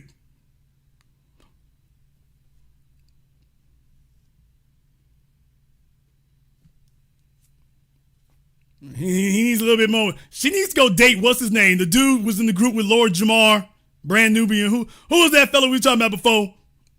He's an old nigga too. Both of them got the same damn dental plan. She needs to go date him. Them two need to be kicking it together. Them two right there. Yeah, Sadat X. Yeah, her and him, we need to set up a blind date for the two of them. As soon as them two smile, they're going to be like, ooh, I knew it was love at first sight. I knew it was love at first bite. Damn. The two of them, we need to set up a damn blind date. Match.com, Tinder, Grinder.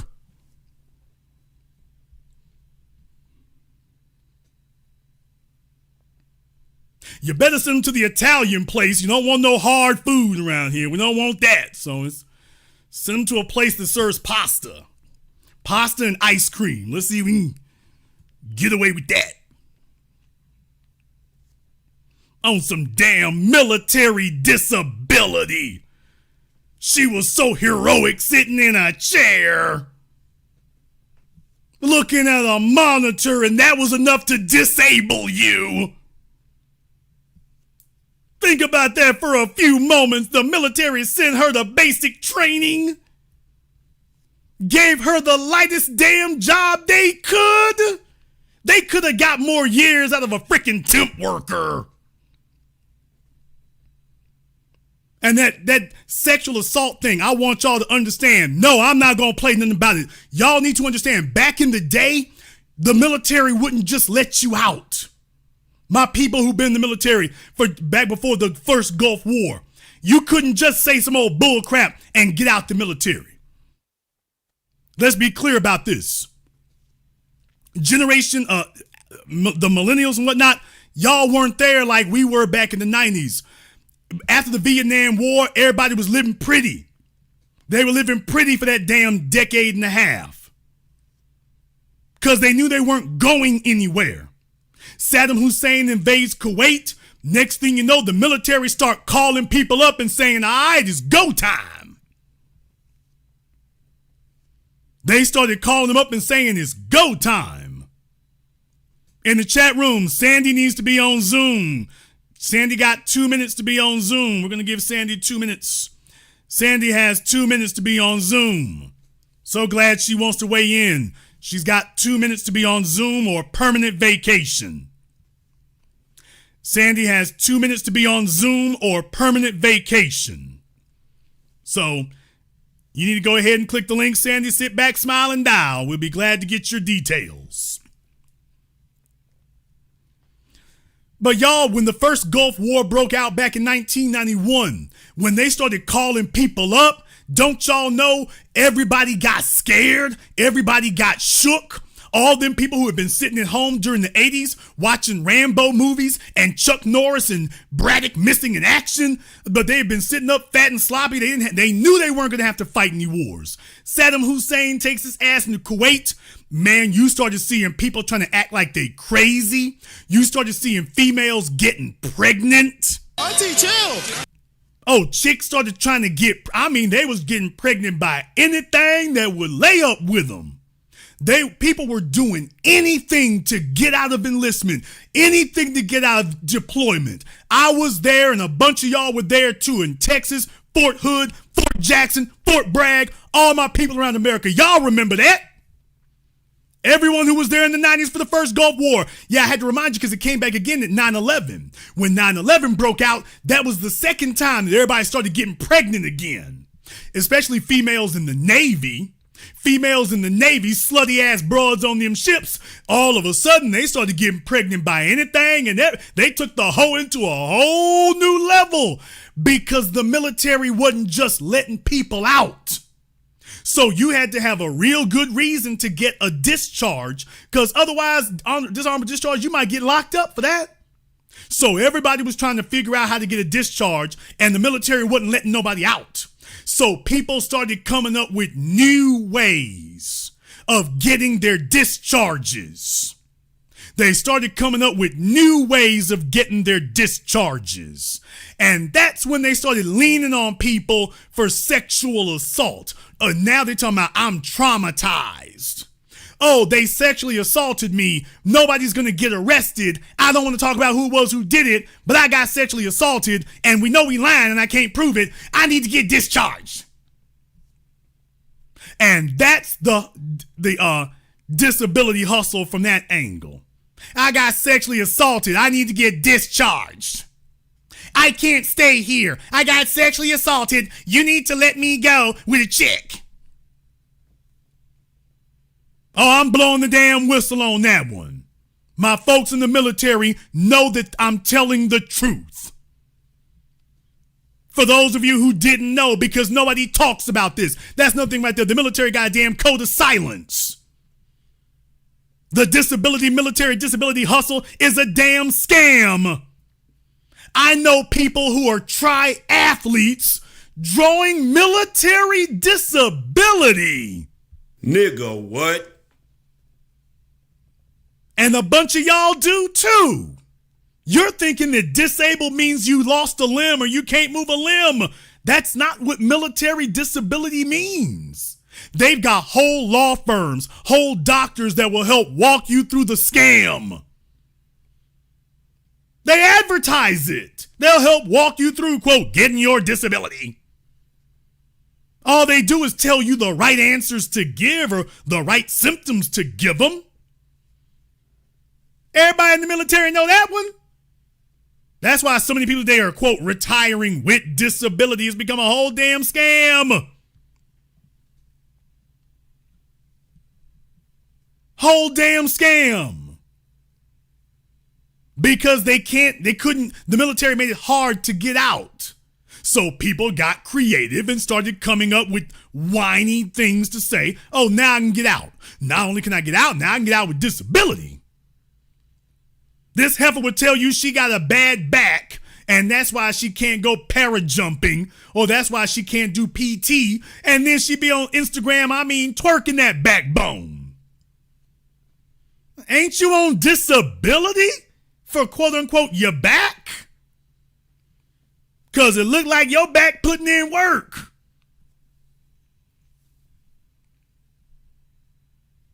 Stop letting people sit up here and con you.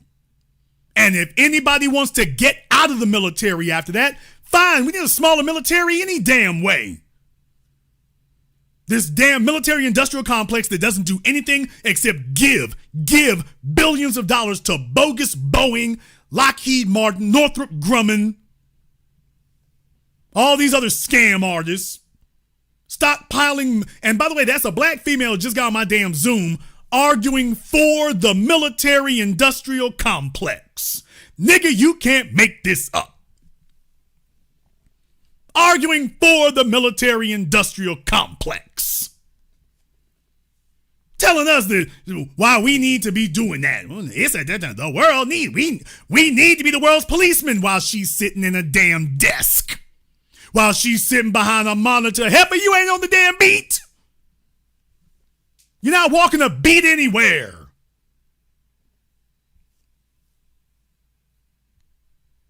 No, we need to shutter half the military and give me my damn tax money back. Cut Medicare in half, Medicaid in half, military in half, and give us young folk our damn money back. So we can pay for these overpriced ass houses.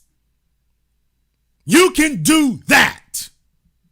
And don't think you're going to threaten us with, well, if we don't have a big ass, fat ass military paying every damn body off, then, the Russians going to invade. I don't believe you.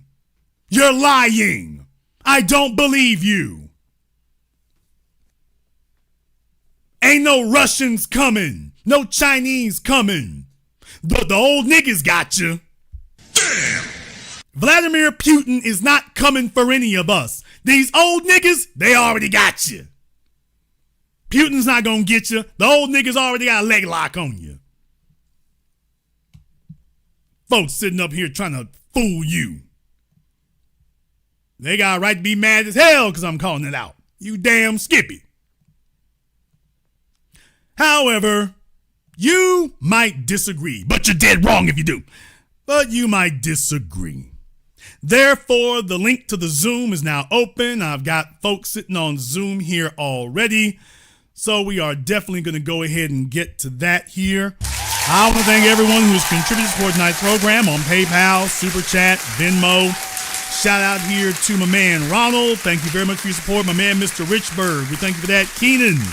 Thank you very much here as well. Glennis and everybody else. We're going to take a very brief commercial, non-commercial break. When I come back, everybody on Zoom, we're going to go ahead and get you and more.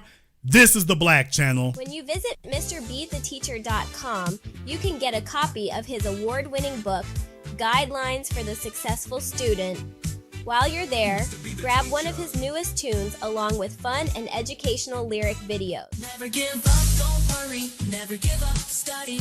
In order to 1 is 2, 2 times 2 is 4, 2 times 3 is 6. 2 now swap names, he, she, they, and we. Simplify the daddy divides as the following guide. Money multiplies and shares on what they buy. You can also acquire his tutoring services via varsitytutors.com or tutor.com. If you wish to speak to Steve Burgess directly, you can do so through MrBeTheTeacher.com.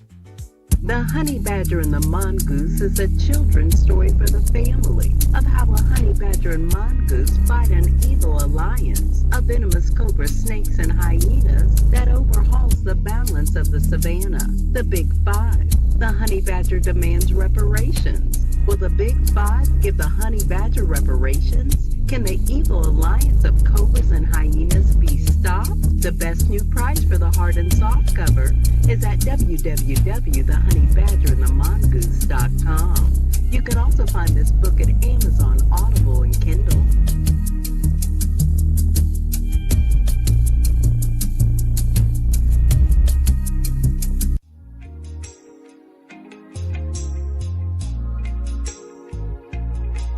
Order yours today to experience all the benefits of Ash Kickin' Body Butter. With skin so smooth and soft, you'll thank us for it. Shop Ash Kickin' online. That's ASHKICKIN.com.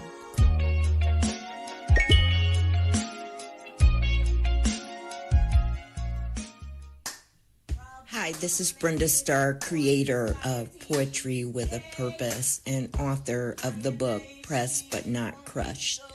Pressed But Not Crushed is an anthology of political poems that address current and historical issues in American descendants of slave population and African American population. The book describes slaveries and its residuals, Jim Crow segregation, social depredation, and other relevant issues to American descendants of slaves and African Americans, including the current political climate that does not address our issues.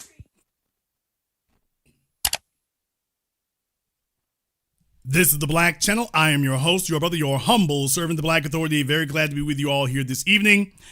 And the link for the Zoom is open, so definitely you can go ahead and click the link, sit back, smile, and dial, and join us. Over here in the Super Chat, my man Arthur said that they were hitting folks with the stop loss. You think about you going about to get out, Nah, homie, we pausing your contract. Pack your bags for the Middle East. That's exactly what they were doing. And then folks started looking for loopholes. They started looking for new ways to get out of it. That's what it became. They began looking for new ways to get out of it. And so they started saying anything. And the females figured out, well, if I got ovaries, let me see if I can hustle them ovaries to give me what I want now. So it started becoming that.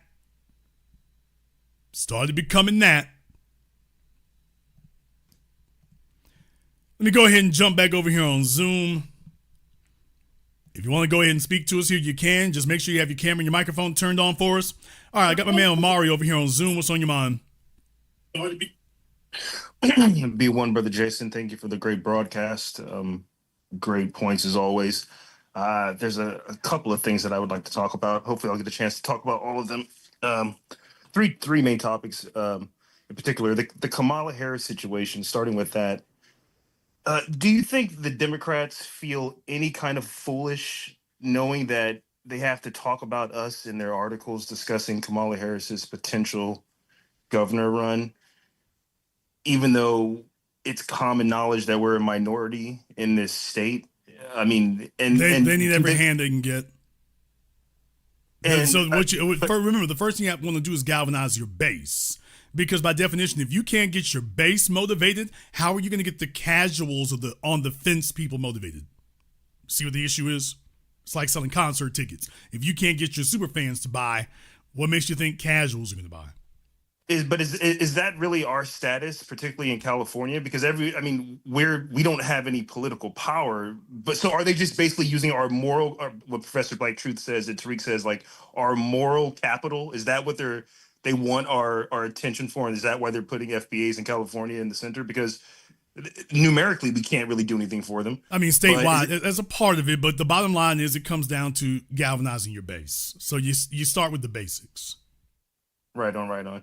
The next point, speaking of Kamala Harris and the Democrats and their degeneracy and the failures of the baby boomers, this whole, what Kamala Harris and the Democrats have come to represent, the whole thought, sexual degeneracy culture, this whole idea of just being as lewd and crude as possible.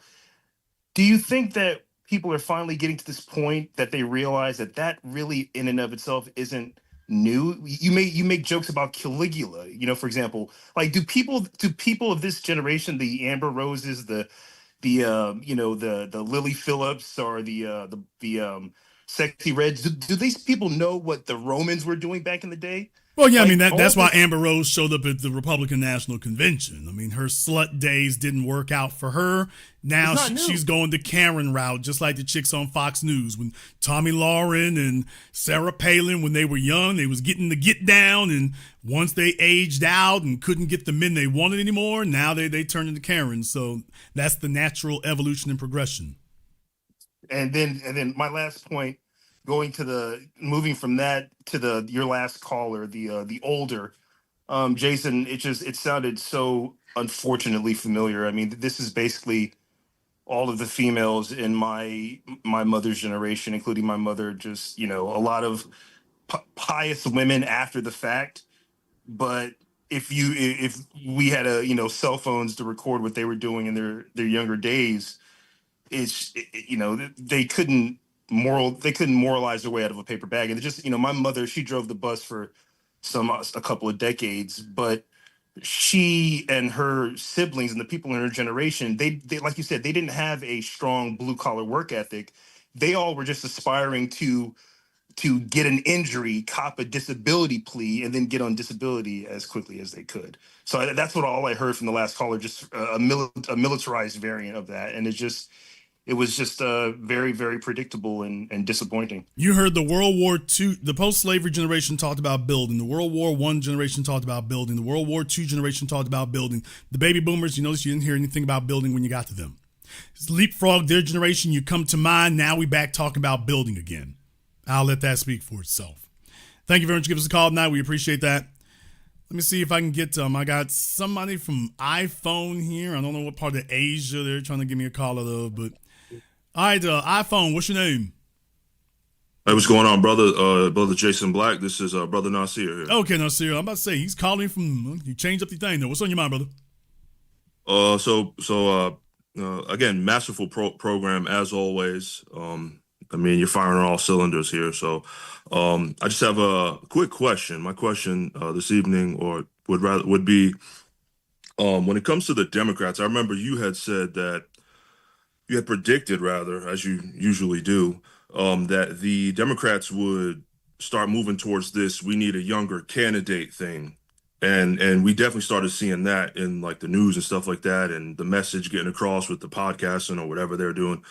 My question would be, when it comes to that idea of moving to younger candidates to try to move the goalposts or try to distract us, what would you say is that more coming from the donor side of things, or is that coming more from the constituent side, or Democrat analytics, or their inside information, or whatever the case? Where's that generally coming from, and do you see that continuing in the future? Like, well, look, is that you've always got to have a farm team. So the idea is, okay, who's going to take over going forward? Because I mean, you've had a bunch of them die now. Charlie Rangel, Elijah Cummings, John Lewis, all the old folk that used to be able to swing that flag for back in the day. These folks are in their 80s and 90s now. Nancy Pelosi, Joe Biden. We're talking about octogenarians and older now. They're about to be centenarians, centenarians here in just a few moments. I mean that literally, So folks are trying to look forward. They're trying to get that together, but it's a battle of generations because the old heads don't want to let go of power, primarily because some of them going to go to prison if they don't. Ain't that right, Nancy Pelosi? So they have an incentive to stick. I mean, think about that for a few moments. It explains Joe Biden's blind, crippling crazy, but he's determined to run for re-election, and then he had to nakedly show what it was for. I got to make sure that me and my family don't go to prison. So let me throw out these pardons. Oh, that's why you're sticking around, so you don't go to prison. And a bunch of the rest of them are in the exact same boat. So that's really powering a lot of that, which is why the younger folk can't rise. So the AOCs, that's been her and Nancy Pelosi and had heat now for years. I talked about that. Yeah, the old guard don't want to let go. Jamal Bowman, same thing, victim of that. So the Mondani and them, this is the new generation that's trying to muscle their way in, because the Chuck Schumers and the old cats, I mean, I literally showed them shaking their damn canes, literally. You're being ruled over by this, this gerontocracy of not even senior citizens, senior citizens now. And it's created a generational clash. The donor class, a lot of them were younger back then. So you talk about your Phil Knights and, the guys who had money back to Bill Gates. All of them are a lot older now. So now you got younger guys like Mark Zuckerberg and the Silicon Valley guys. They're throwing money in slightly different directions. Yeah, they throw a bunch of money to the old folk, but you have a younger donor class that's coming up also. The older donor class is towing the party line. That's what they do. So the Morgan and Morgans, whoever Nancy Pelosi tells you we back, that's who we gon' back. But it's starting to make a conflict because the problem is nobody wants to back a loser. And they don't want to back consistent losing. And now they're afraid that's going to be so. It's forced them to at least start giving an ear to some younger people. And the other problem is that they're looking forward. They don't really see who's got the ear of anybody. When Bill Clinton came out, he was on Arsenio. He had the ear of that generation and younger folk. Right. Barack Obama had the ear of younger people. They don't see anybody right now who's got the ear of younger people. It's just the voters you already got. And that's statistically, numerically, no longer enough. And the last election made that frighteningly clear. Right. And would you say that, did that kind of die down with the more independent journalism? Clearly, obviously what you do here, I mean, it's vital. It's invaluable. Clearly, a lot of the black media, the new black media, has been making some waves for sure. Clearly, but my question would be like, where did that shift change from? Is it independent media? Is it the advent of the iPhone, internet? Like what exactly caused that? All of that. When we had everything siloed in the corporate press, remember what Richard Nixon said of, I've lost Walter Cronkite and I've lost the war. all he had, one newscaster was enough to do that, because that was all we had for broadcasting to the masses. The national communication was controlled by 3 entities, ABC, CBS, and NBC. And then later CNN, which basically was just more of the same. So the national conversation was controlled, information was stifled, and there wasn't a way to have a national conversation outside of them. That was the issue. The internet was a game changer, because now at least you can start having conversations with other people across town or across the planet that isn't controlled or filtered by the corporate interests. It's been 2 decades of it deteriorating, but now it's reached a critical mass where, the audience isn't even on TV anymore. All the old timers, they're the only ones who watch the old outlets. The old generation is dying off. The outlets that they listen to, nobody listens to anymore. All the energy is over here, and everybody who started out when I did, you're reaping the benefits of that discussion now, because we are the Walter Cronkites of the internet. We're that over here. And they don't have an equivalent over there, primarily because I listen to you all. If you're not touching the right buttons, you don't get no numbers. If you all don't really rock with what I'm saying, you're going to go somewhere else. You're not going to stick around. You're very, very conditioned by the internet that you have so many options. You can listen to exactly what you're looking for. And corporate television is set up to make sure you can't do that. You just listen to whatever Rachel Maddow says, and there's no conversation, there's no rebuttal. You don't get to question her about it. So your expectations are different now, and that's what you expect. So if they're not giving it to you, they lost you before they could even talk to you. There's the real problem. Brother, they didn't even get a chance to get you. They lost you before they could even speak. All right, well, that's all my questions. Thank you for your work, Brother Jason Black, and as always, be one to the family. Thank you very much. Again, it's called Night B1 here. He's looking like he living lavish over there for a minute. Looking like he living lavish. I ain't mad at you. Let me go ahead and see if we can get Daryl up here on Zoom. Let me go ahead and see if we can get Daryl up here on Zoom. Yeah, the old media it's been dead, it's dying. The only folks still listening are in their rockers or their wheelchairs. All right, Daryl, we got you up here on Zoom. What's on your mind, brother? How you doing, Jason? Thank you for having me on this evening. Jason, everything you said tonight was so on point. So on point. It's unbelievable. That lady there, you could hit her lisp with her teeth when you were interviewing her. That was funny. The bottom line is that the facts of the matter is that they sold everybody out. And me growing up, I saw my dad try to fight things. They told him he was crazy. And I remember when he was telling us a story about when he was in college, when he was at the University of Minnesota. He left there to go into when they was talking about drafting. He went and got involved with the Air Force. He went to the Air Force because they would have drafted him to the Marines. And he turned around and says, I wasn't going anyway. But the bottom line is that he shared those things with us. And folks are running around getting deferments and whatnot. Shout out Donald Trump. There were folk who were finding all kinds of ways to try to get out of going. Yes, they did. Yes, they did. They sure did. And he did it a different kind of way. And that's funny you should say that, because that's fact. That's the facts, period. That lady shouldn't get upset about what you were saying, because what you were saying was actually true. That's just what it was. And with those people that did stand up against that, they thought they could call them militant and this and that and the other. And y'all crazy. No, man, it's the facts. Y'all selling yourselves out. And you're selling yourselves out for next to nothing. And then you're going to turn around. And I heard this one line as I was growing up. And this one guy, I was at this meeting with him. He said, y'all guys are too young to get this money. I says, what do you mean? How's that? Their programs were efficient, effective, and more effective than what they were doing. But they wanted to hold them back. And they were dropping the money off for everybody, and they didn't want them to get it. And I was like, wow, y'all trying to hold somebody, keep them from getting something, whereas there are plenty for everybody. And that's how they work. And you hit the nail on it about the selfishness of that. And the steel workers, I remember the steel mill, I'm native Chicagoan, so Joliet, not too far off the road from where I live at. And the steel mills was over there. My uncle worked in the steel mills. And again, when they shut all that stuff down around here, they should send that around. They sent that out to the United States in Chicago. And it was also in Pittsburgh too, because there were big steel mills also in West Virginia. They did the same thing there.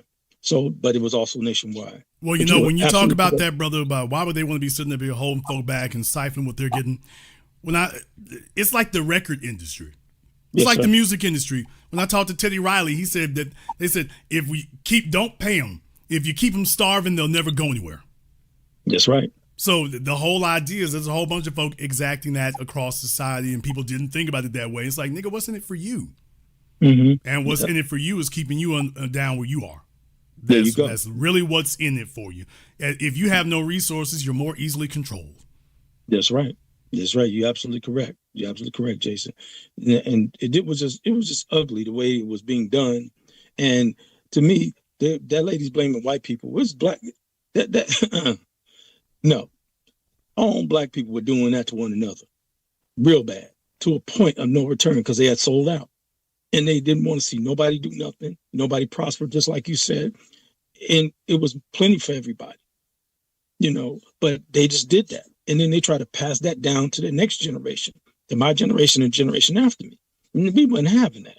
And when we stood up and stood strong with it, they was like, "Oh, y'all militant, y'all crazy." No, we ain't crazy. We telling you the facts. Now they're too old to do anything, can't do nothing, so they just sit back and they can't even complain no more. Like you said, they look waiting for a peaceful death, their Medicaid, if it expires or whatever it may be, scared about that, where everybody else has been taught how to be real entrepreneurs, how to do stuff. Even with the times that it's been against us, we still is thriving and prospering. So as long as we stay on code with what we do. But the bottom line, you was absolutely correct, Jess. Everything you said, bro. My goodness, it's unbelievable. Thank you very much for giving us a call tonight. We appreciate that. Like I say, when we start having these conversations among ourselves, because NBC and CBS are never going to host a weekly roundtable, so we can talk about what's actually happening to us and what we actually got to say. They'll have a roundtable to talk about some bull crap and tell you, well, here's the Democrat you'll vote for or the Republican you'll vote for. Why don't we go ahead and make our own choices that are not controlled by you people? So it's a brand new day with a whole new conversation. And a lot of folks are scared because they thought they got away. They thought they got away and found out it wasn't like that. We got Miss Nisi here on Zoom. Nisi, turn off your speakers. Hey, Mr. Black, how are you? All right, Nisi, what's on your mind? I am a Gulf War veteran. I did 8 years in the military, U.S. Army. I was stationed at Fort Bragg at the time. And I vividly remember when I came down on the Metafest 1 week before Christmas, 1990. Of course, I screamed, but I went. I remember also conscientious objector status went through the roof. Between pregnancies, I'm gay, whatever. Oh, yeah. I almost forgot about the gay one. Yeah, because back then in the military, if you were gay, if you had spina bifida, folks don't understand, like, you're old enough to remember, because I remember, back, the military used to have a lot more stringent standards. So, for example, spina bifida, but not just spina bifida trait. So if you had any curvature of the spine, they were holding on to their standards from World War II. So being gay, spina bifida trait, what was that, slew foot, if you were slew-footed, things like that. I was flat-footed because they asked me when I went through maps. Oh, really? Yes, really. Oh, you got through. You got through being flat-footed.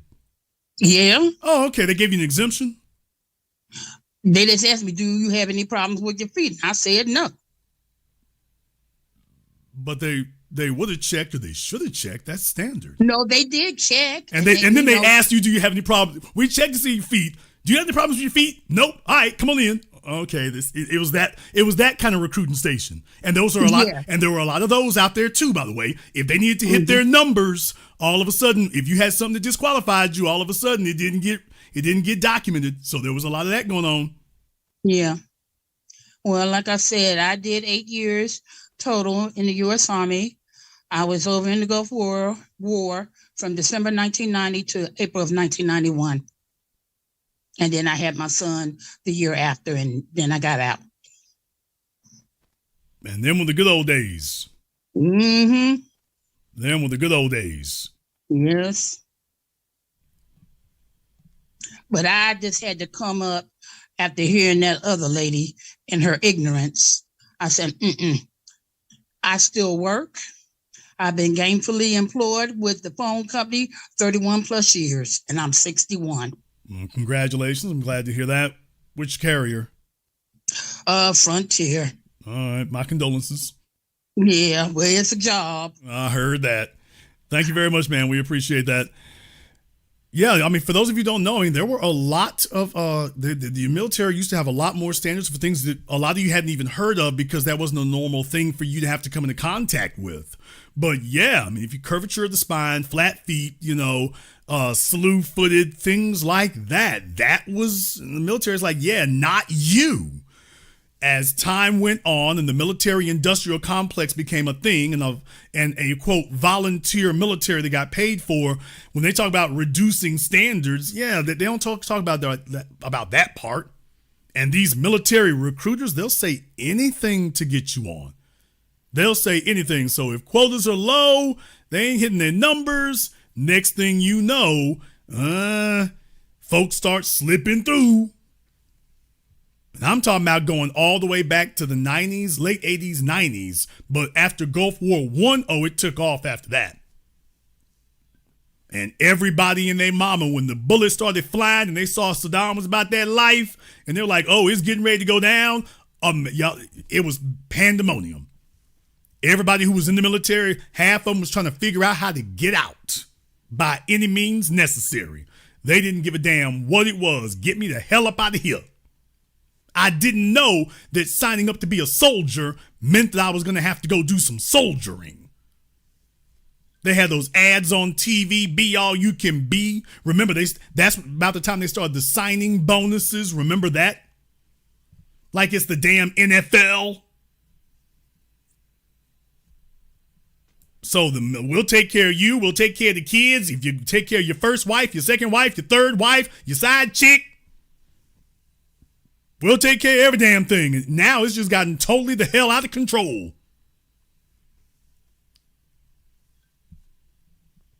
Folks stubbing their toe, never went into combat. I need some disability. Meanwhile, in the private sector, you can't get disability for that stuff. Out here, that's why it's so insane. The things they get, quote, disability for in the military, you don't get disability for that out here. None of us get disability for that. And then they're so disabled, they go off and go get a new job. Nigga, please. So let me get this straight. You're too disabled to continue as a soldier, but you were too disabled to continue as a soldier behind a screen, sitting in a chair, but now you're 3 decades older and you can work IT behind a screen, sitting in a chair. You're not too disabled for the private sector. You're just too disabled for the military, but the military will let you retire early and you can start getting paid. Don't y'all see this is double dipping? So you're too disabled to work IT for the military, but you're not too disabled to collect that disability and work IT in the private sector. Can't you see they running a scam? We go ahead and jump back over here on Zoom. I got King Spider up here on Zoom. At least I'm trying to have King Spider up here on Zoom. King Spider, you got 5 seconds to go ahead. Make sure you have your camera and your microphone turned on for me here, just so we don't have any trolling issues. I can give you 2 more seconds for that, and then we have to move on here, King Spider. We have 2 seconds, and then we have to move on. All right, King Spider is not going to be joining us. Let's go ahead and see if we can get Super up here on Zoom. Let me go ahead and see if we can get Super Duper up here. All right, Super, you're on Zoom. What's on your mind, brother?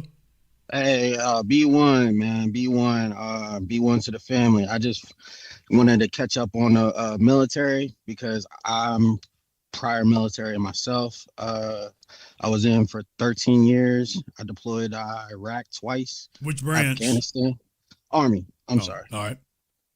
And a lot of stuff, I'm not going to lie, listening to you, yeah, you was hitting on a lot of things. I didn't really like not that previous caller, but that old auntie, man, she was killing it, man. Like, she probably was like Desert Storm or something like that. I don't know, but like everything you were saying, was right. Like family care plan at that point in time, like when I came in 04, 05, man, a lot of people was getting out for like a lot of things. And I'm not gonna lie, like I really saw war, I saw combat, I saw a lot of stuff like throughout all three of my deployments. And it was, just to see people getting out the way they were getting out, like sometimes, I get it, you don't have family, so you got to get out that way. I mean, I also seen females, use the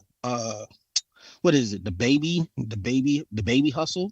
You know what I'm saying? So like, I mean, bro, quiet as kept. dodging, That's the reason there's so much damn hoeing going up on the Pinel. yo, they were dodging deployments. Like I'm telling you, like like some of these chicks, like they come in privates early. You rank up pretty quick from E1 to E4, but like shit, man, give it about a year or so. You about to deploy. Next thing you know, boom, she pregnant. Y'all deploy. You know what I'm saying? Y'all putting in that work. She come back. Boom. Next thing you know, yo, she going to the board. She got her P. Boom. Next thing you know, y'all back. Y'all training, whatever. Come back. Like y'all about to deploy again. Then boom, again. She pregnant again. Next thing you know, she got her 5. Boom. And it's like a cycle. By the time you know it, she E6. Yeah, she's an E6 and only been on the damn base about half the year. Yep, exactly. You know what I'm saying? Like it was crazy. I would tell people all the time that was the biggest hustle, like being a female was just that one right there. Like, yo, like that was crazy to me. I'm sorry. But all the other stuff too, because they'll use the family care plan. But the thing about it is, if you use family care plan, you ain't getting no check. You know what I'm saying? You ain't getting no check. You ain't really getting no benefits. And then like, say for instance, you were talking about the disability hustle. Yo, like now, like I would say probably within the past 5 years, you know what I'm saying? I seen a lot of vets, get a lawyer and stuff like that to get their percentages up. I had talked to a lot of old head vets, and stuff like that. Some of them were like, nah, some of them like since the Vietnam era and stuff like that, some of them just don't want no parts dealing with the, military, the government whatsoever. And then some, like you said, like they cool with it, they got, what they got and they make it work. And then, you got the others that try to get the lawyer and, try to get the full 100%, and it was weird because when I got out pretty good, but like at the same time, like I grinded to get my 100%. Like I really had to grind to get my 100% because all my stuff was legit, like just because of the combat situation and stuff like that. But like everybody else, yeah, it's a hustle. Like, you know what I'm saying? As soon as they get their 100%, the next thing you know, they'll go ahead, get they be working, like get a little business or whatever the case is, landscaping or whatever. And brother, it goes, for those of y'all who don't know, it goes so far beyond that. Let me give you all a reminder, because I've seen these places. Fort Bragg, yeah, Fort Hood. Yeah. For those of y'all who have never been to those places, they've got gigantic sprawling subdivisions. Developers have built up housing all over those places. Nothing but military. Yes, it's expanding. Yeah. Nothing but military people there. So in addition to all that, they get the housing assistance, the VA, the whole 9 yards, man, on top of all that. Yeah, you get all that. You know what I'm saying? You get all that. But like you was talking about, like the housing market, I forgot, like, it's weird out here because to me, I feel like it's inflated or something like that. Because like if you take anybody that's not from like Killeen or I don't know, Fayetteville, whatever, and you put them in like Dallas or like, like a major city or something like that, they're not gonna survive, man. You're gonna need a second job to do what you do. But if you here, like in like near the area by base, like a lot of people be balling. Like they really be balling. Fort Bragg is you go through there, Interstate 40. It's Dodge Chargers all over the damn place. It's Dodge Chargers and Hellcats all over the place. Oh yeah, it's all over the place. Like motherfuckers be living hood rich. You know what I'm saying? And I mean, I get it. You know what I'm saying? Live your dream or whatever the case is. Make your living. But it's like at the same time, a lot of these people, like their heads get like inflated. Because I'm like, when I got out, like I had a job opportunity in Dallas, and I was like, I automatically knew, even with my percentages, even working, you know what I'm saying, because I was on child support or whatever. Even then, like I was like, I couldn't make it like this. Like I would need damn near a second job just to live in Dallas. So I was like, nah, well, things didn't work out with my job. So I was like, well, I'm not going back to the East Coast. So like, let me go back where I last started and, try to get back on my feet. And slowly, I surely did. I was able to get back federal, you know what I'm saying? Because the private sector, like you said, everything about the private sector is no joke. Like they don't play like whatsoever. And like, yeah, I mean, if you're in the military, if you've got, security clearances, that can help you with certain jobs and stuff. So and that's a spike in the income right there if you got security clearances. Oh yeah. But if you got security clearance, you know what I'm saying? Like you're on a whole different plateau. You know what I'm saying? Like me, like I'm a high school kid coming straight out of high school, no real like major education outside being a high school grad. I mean, I did come back and try to go back to school, but the transition was kind of hard, but I'm still trying to work it back to go back to school. But like, it's, I deal with a lot of vets, all the time. Cause I do, like I said, I do work in the federal sector, and I listen to these guys all the time. And a lot of these vets do be struggling though. It's not easy for these vets to get a job, and it's really tough. It's really tough. I know for myself, like I struggled real hard. It was real tough, but, I would say the VA had a good program. I don't like the program being set up the way it is, but, if you work the program, you could get your foot back in the door. You know what I'm saying? So, I mean, unless you're just really strung out on drugs or alcoholic or something, the military got something for you. Our damn 1/3 of the damn economy, the military's got something for you there. And for somebody who is legitimately injured, legitimately needs help, I ain't got an issue with that. Whether they go to war or not, I don't have an issue with that. Okay, they standing by to do it. Okay, I'm cool on that. I'm just saying, don't tell me it's not something that it is. Don't tell me that I don't see all this other foolery going on over here. When we talk about the hone in the military, what you talking about, hey, let's keep it a $103. If a broad is scared she gonna get deployed, whether it's your baby or not, she coming up pregnant. If she on that ship, that's why females want to go to the Air Force and the Navy. In the Air Force, they go to the Air Force. What she said, I know I ain't got to fight. And in the Navy, I'm going to be on the ship. So just in case I need to grab a nigga's baby right quick, I can go ahead and do that. No, though. I mean, not to mean to cut you off, brother, but yes and no. Because, I mean, like I said, my deployments, I ran into Air Force on my travels through. I ran into Navy on my way through. I mean, the worker bees or CBs as they call them, or whatever the case is.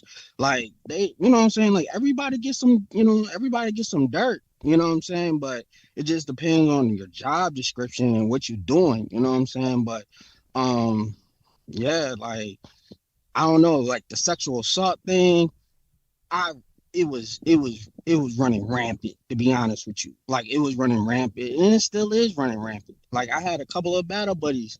Like if they, like, the thing about it is with the military, you can play sexual assault, but like I seen too many brothers get hemmed up behind it. You know what I'm saying? And it's not that, oh, I don't know who the guy was. Nah, they don't even play that. You know what I'm saying? Like 9 times out of 10, somebody's taking the fall.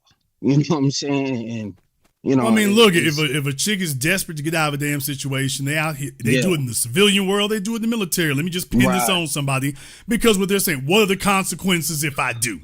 Okay, if they find out I'm lying, what's the worst that's gonna happen? And that's what they go for, man. And that I ain't gonna lie. That's what happened to that happened to a battle buddy of mine. Like a soldier, she asked him to come over to the barracks, blah blah blah, you know, and then like maybe like a week or so later, like she hit him with the sexual assault. I mean, for like 6 months he went through hell and everything. Come to find out, there was no sexual assault. Now, I forgot what happened if they, you know, flipped it on her and hemmed her up. But I know for a fact, like probably like not too long after that, she got the boot. So, you know what I'm saying? Yeah, I mean, it's a hustle, bro. It's a racket. And It's real. It's real. Thank you very much. Give us a call now. We appreciate that.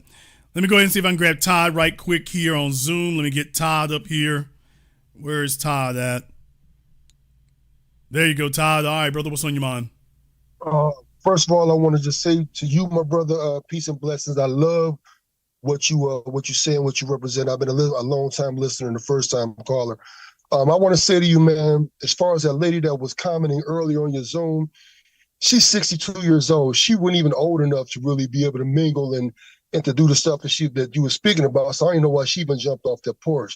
But to add to what you were saying, to validate it, I'm from Ohio originally, man. My grandfather was like one of the first he was the first black dude to own an excavation company.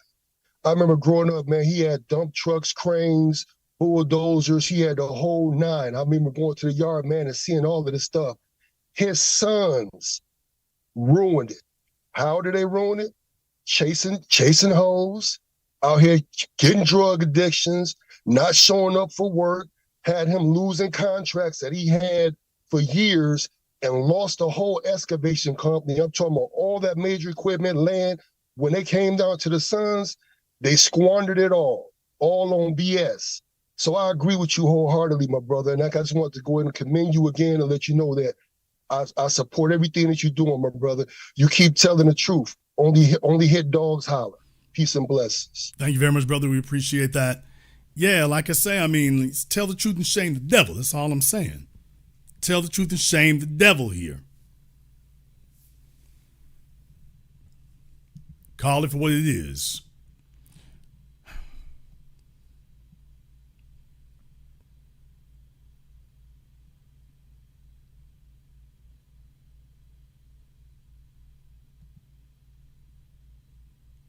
Let me go ahead and hit the button here. Let me try to.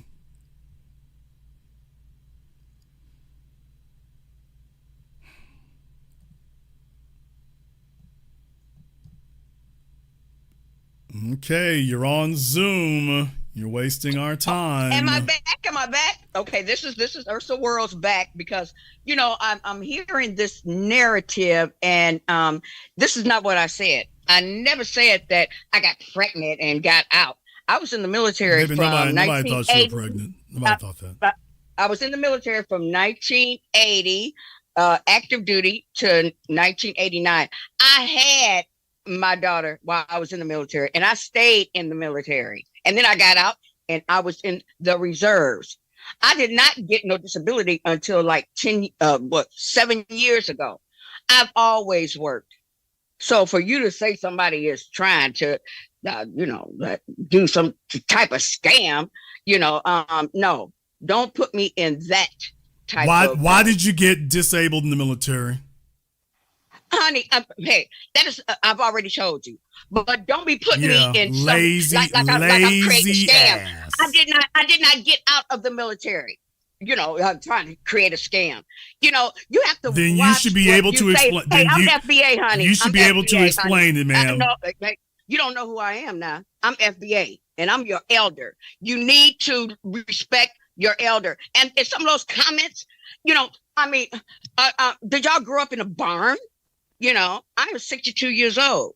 I can tell about how old you are by your teeth. I can tell. Well, I mean, shit. Well, hey, I can still chew. So I mean, I bet you were a hit. Teeth. I bet you were a hit at Freaknik. Missing them front teeth. I bet you were a hit. What are you talking about, Freaknik? I'm 62 years old, honey. I done had enough DICK to last forever. I ain't out here like that. And you know what? FBA, you need some Jahara. I mean, you need some. I mean, you're not going to get your blessings when you disrespect another FBA. You spent up our blessings. You already spent them. No, I ain't spent them nothing, honey. I volunteer. I've been in the prison industrial complex reform for 20 years, honey. I know a lot of people. So, you don't know people. You don't know me. I told your whole life story. I respected my elders, and you need to shut up. I respect worthy people no matter their age. You do not respect your elders. You don't even know. No, I don't. I respect people who deserve respect. I respect them no matter what their age is. People that's making them comments. I don't know. Who did they grow up with? I respect people. I respect you if you've earned respect. You don't just get old and get respect from me. You have to earn it. You won't even. No, I'm 62. I don't have to earn nothing. The hell you did. That's why you getting that work. We don't give you no respect. This ain't a welfare program. Respect is not a welfare program. You know what? What do you want? I ain't never been on Take a look at how lazy you are. You're so lazy, you don't want to earn a living. She doesn't even want to earn respect, y'all. This is how lazy she is. She doesn't want to earn a living. She doesn't even want to earn respect. That's too much work. It's too much work to have to earn respect. There you go. I done worked all of my life. Then earn this respect. Then work for this respect. Then work for this respect. He was a single mother. I know she was. And I've never been on welfare. So you're on it now. I am an OG. You will never do what I did. Old gums. Old gums. Really, really, you don't. And they talking about Desert Storm and all that. I was in 1979, honey, way before Desert Storm. I mean, I volunteer. I help brothers with PTSD that went over to Iraq on a damn lie. Wasn't no damn weapons of mass destruction. But you said we have to be a deterrent, so y'all were being a deterrent. That's when I went in, that is what I was told. They're nothing but paid mercenaries. Okay, well, you seem rather proud of it. What are you talking about? I mean, just like they say, well, she's going for the military. I would never go for this military. I love the United States. Then we don't talk about the virtues of being a deterrent. This damn bitch. My family built this country. I love and America. you spent it. Man, I ain't spent nothing. I still work, honey. Don't tell me what I spent. Hey, I earn it. My ancestors worked for 200 years. Why are you getting disability if you can work? I earned whatever it is. Why are you getting disability if you can work? Why are you getting disability? What are you talking about? You can get 10%. I mean, it's a lot of people that are disabled and still work because I want to work, because I've always worked, because I have something to offer, honey. Why would a person get disability? You only worked for 8 years in the military, and now she's getting disability. But you know what? The brothers respect me. The brothers respect me because I know them. I grew up around them. I grew up with them. I'm not one of these Jasmine Crockett's and shit like that, honey. I'm on the ground. So you should watch. On the ground, I've fallen and I can't get up. Okay, well, you know what? You sound ignorant. You can't have. I mean, what is this? You don't. Turn your camera on. I want to see them eyes twitching and tweaking. Turn your camera on. Well, I mean, it doesn't matter. I mean, gee. I need to see those eyes. I need to see them eyes twitching. You got these other people calling in that don't know shit. They don't know half of what I know, honey. You know what? We had an old nigga last night call in sound just like you. We need to set up a date between the two of you. Okay.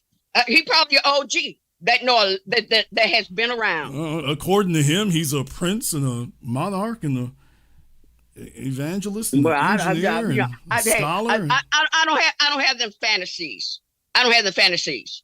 I retired. I came back to the hood where I grew up, and I help a lot of people because I can. Yeah, he said the same. He said the same thing. We can't find anybody he helped, but yeah, all y'all old niggas always say that. Y'all always claim that y'all helped everybody else. We can't find anybody you helped. There's nobody will vouch for you. You ain't helping nobody.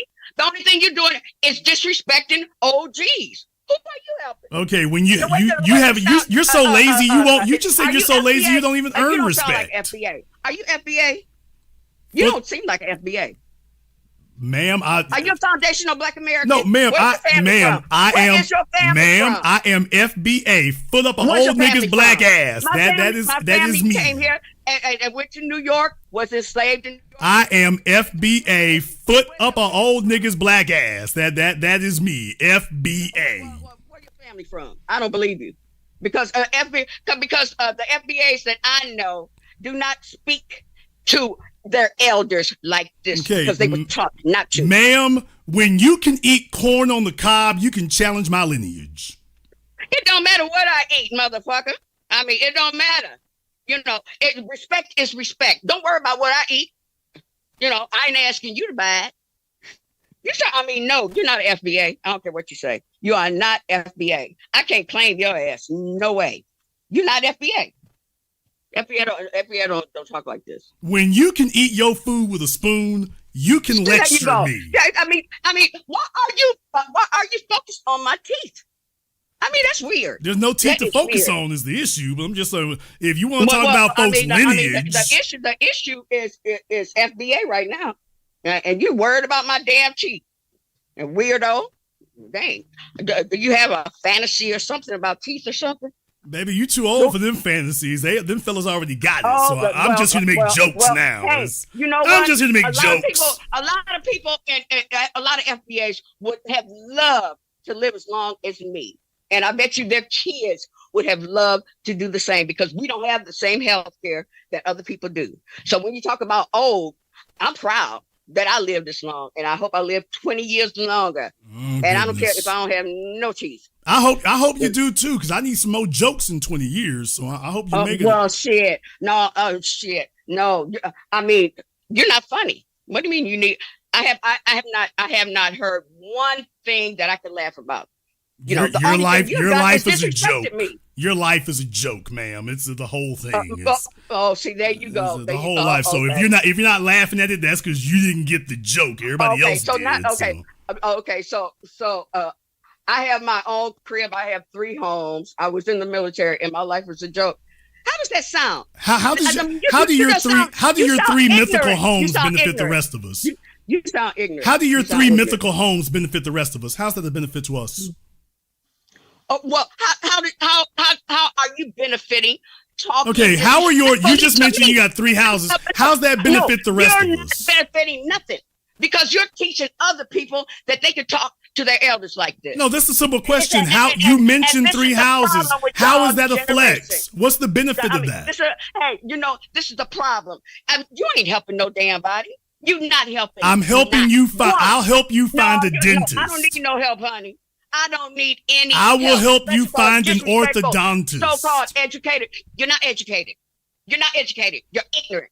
I will help you find an oral surgeon. To perform with their elders is ignorant. And you had no home training. I don't know who raised you. I'm out. Goodbye. I don't know who raised you. Ma'am, I can help you find a dental technician. You did not have a mother. You did not. So no, you did not. I'll help you. If you did, I would have slapped the taste out of your damn mouth. At least I can keep the taste in my mouth. At least I have teeth with which to keep the taste in my mouth. At least I have that. She'll slap the taste out of my mouth. I've still got teeth for taste. Slap the taste out of my mouth. You ain't got enough teeth to keep the taste in yours. At least one of us can get the taste slapped out of it. You don't have enough teeth to hold the taste in yours, so, I mean, at least somebody can slap the taste out of mine. At least they can slap the flavor out of my mouth. We'd have to install some more dentures before we can slap the taste out of yours. We have to get some dentures, get some taste. Okay, now we can get to slapping.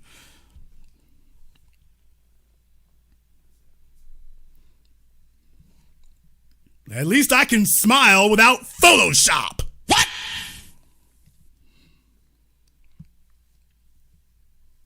I don't have to eat all my meals from the side of my mouth. I can do that right there. Need to respect me. Respect you for what? What have you earned?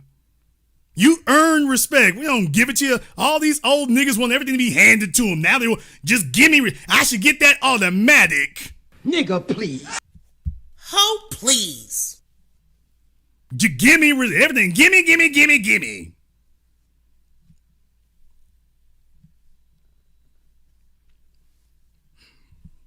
Nobody informed her about who she was calling up. I guess she found out she called the wrong damn program. She called the wrong damn one.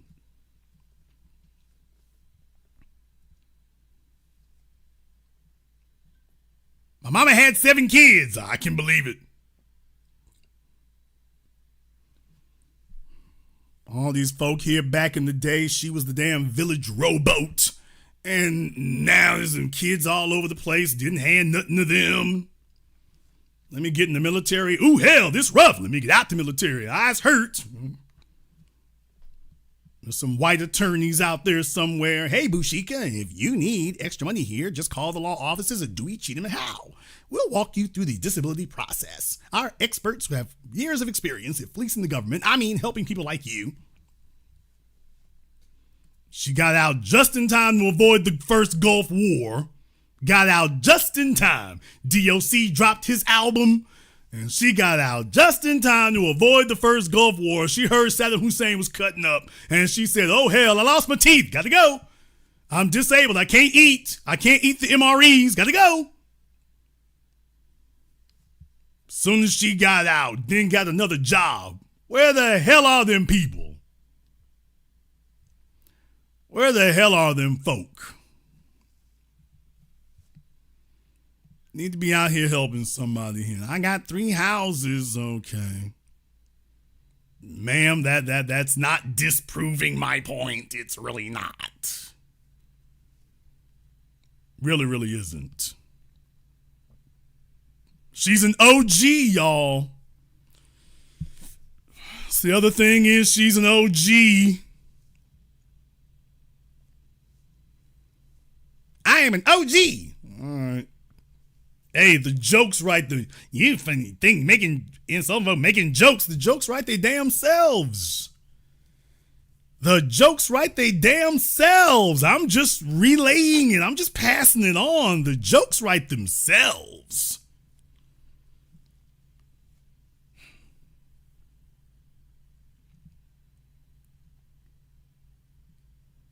Yeah, she got a little potty mouth on her too, so in case folk thought I was just exaggerating, Jason, she ain't that bad.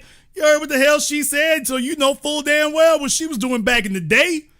Back when she had 32. Back when she used to have 32 teeth. But just like Cassie, remember Cassie when they put Cassie on the stand with Diddy, and she said that the freak off literally wore her mouth out. I'm not trying to get too graphic, but I'm like, Cassie said the freak off literally wore her mouth out. I'm like, okay. Ursa know that tune. She don't want to tell the story of none of this. How'd you get disabled? How you missed them teeth? Ma'am, there's a story behind this. There is a story behind this. Why are you not giving us the details? Can you feel me? Can you fill in that gap? There's a story behind all this, y'all. There's a story. All I respectfully asked, and she like, nigga, I don't give no details. You can't tell us how you ended up disabled?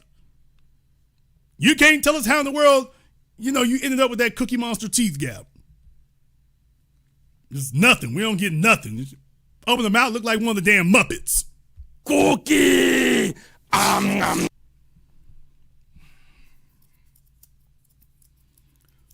Open the mouth and look like Kermit the Frog. And telling me I'm being disrespectful.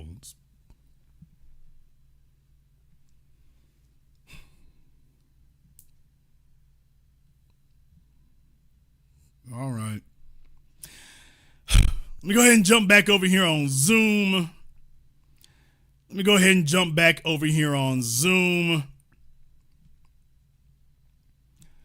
All right, where is everybody over here on Zoom?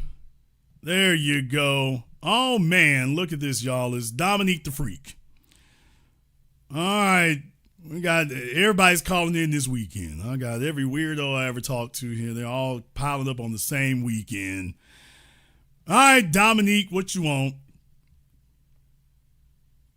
He got that new government phone in Canada. He can't figure out how to unmute himself or anything. So I didn't know they had Obama phones in Toronto. Oh, okay, cool. I don't use Zoom very often. Sorry. Hey, it's good to hear your voice. Okay, we just had your grandmama get off here, so I guess now it's your turn. Oh yeah. I think that the way that you talk to her and the way you presented yourself was very like childish, one. And two, you're fucking old. And three, you're talking about old people begging for handouts. Oh, and if I start cooking you, don't fucking play with my volume because you're a pussy. And you talk about old people like begging for handouts, and your whole angle is begging for reparations, which I agree. I think reparations, great idea, fantastic. But that's like kind of absurd, and it kind of just like proves like that you showed my face without my permission. Like it kind of proves that you're an asshole and kind of like a bad person. And you have like a cult following and all this stuff. Dominique, where's your girl? Where's your girlfriend at, Dominique? Where's your girlfriend? Bro, you honestly you said you were gonna bring her. I told you don't call. I told you do not contact me again unless you bring her. Your chat has cooked me in. I told you do not call back unless you bring your girlfriend with you. Where is she? You muted me. Where's your girlfriend, Dominique? Like where is she? You muted me. So like, where's your girlfriend, Dominique? Your own girl. Okay. So your chat has roasted me endlessly. Because you're already half baked. No one's ever called me ugly. No one's ever called me ugly, motherfucker. They've said everything. They made fun of everything. No one's ever called me ugly. And you won't show your face. Dominique is on that lean. It's just you're not taking my girl, lean. Bro. You can't even get your own. Like, okay, well, and the way that you disrespect when you get a female to Dominique, do you when you get a female to claim you, then you can call me back. When you get a female who claim you, call me back. When Dominique can get a female to claim him, he can call me back. Dominique has been unable to get a female to claim him. Might be a few dudes up there in Manitoba who might claim him, but Dominique, I told him not to call back until he has a female with him. When you got a female sitting next to you who claims you, then you may call me back. Until then, I don't believe you. So, or he can have a dude. What? Either or. He can get a chick, he can get a dude. I need somebody who claims you romantically and intimately. I need somebody who claims you. So when I get them to vouch for you, then I'll let you go ahead and finish babbling. But until then, I don't. Hell, you can get Ursa. Auntie, chill. Dominique and Ursa would be great, y'all. Oh, can you imagine those two in a car? On a road trip?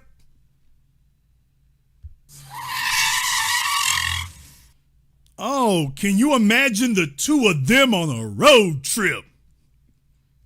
That's right, Ursa dude. That Jason Black is an ass, man. He's an ass. All those people are just stupid, girl. You know, just that's right. OGs like me, they need to respect me. Respect your damn elders. I got disability here. I got status. I got rank. These niggas need to listen. That's right, Ursa, baby. You go ahead and tell them right there. They just don't understand a real woman like you. That's right. I'm an OG. Can you imagine them two niggas? Oh, can you imagine them on a road trip? Can you imagine being in the car with them for 4 hours? Oh, man. It's niggas jumping out in the freeway. Could you imagine being trapped in the car with them for 4 hours? Big O said driving Miss Ursa. Damn.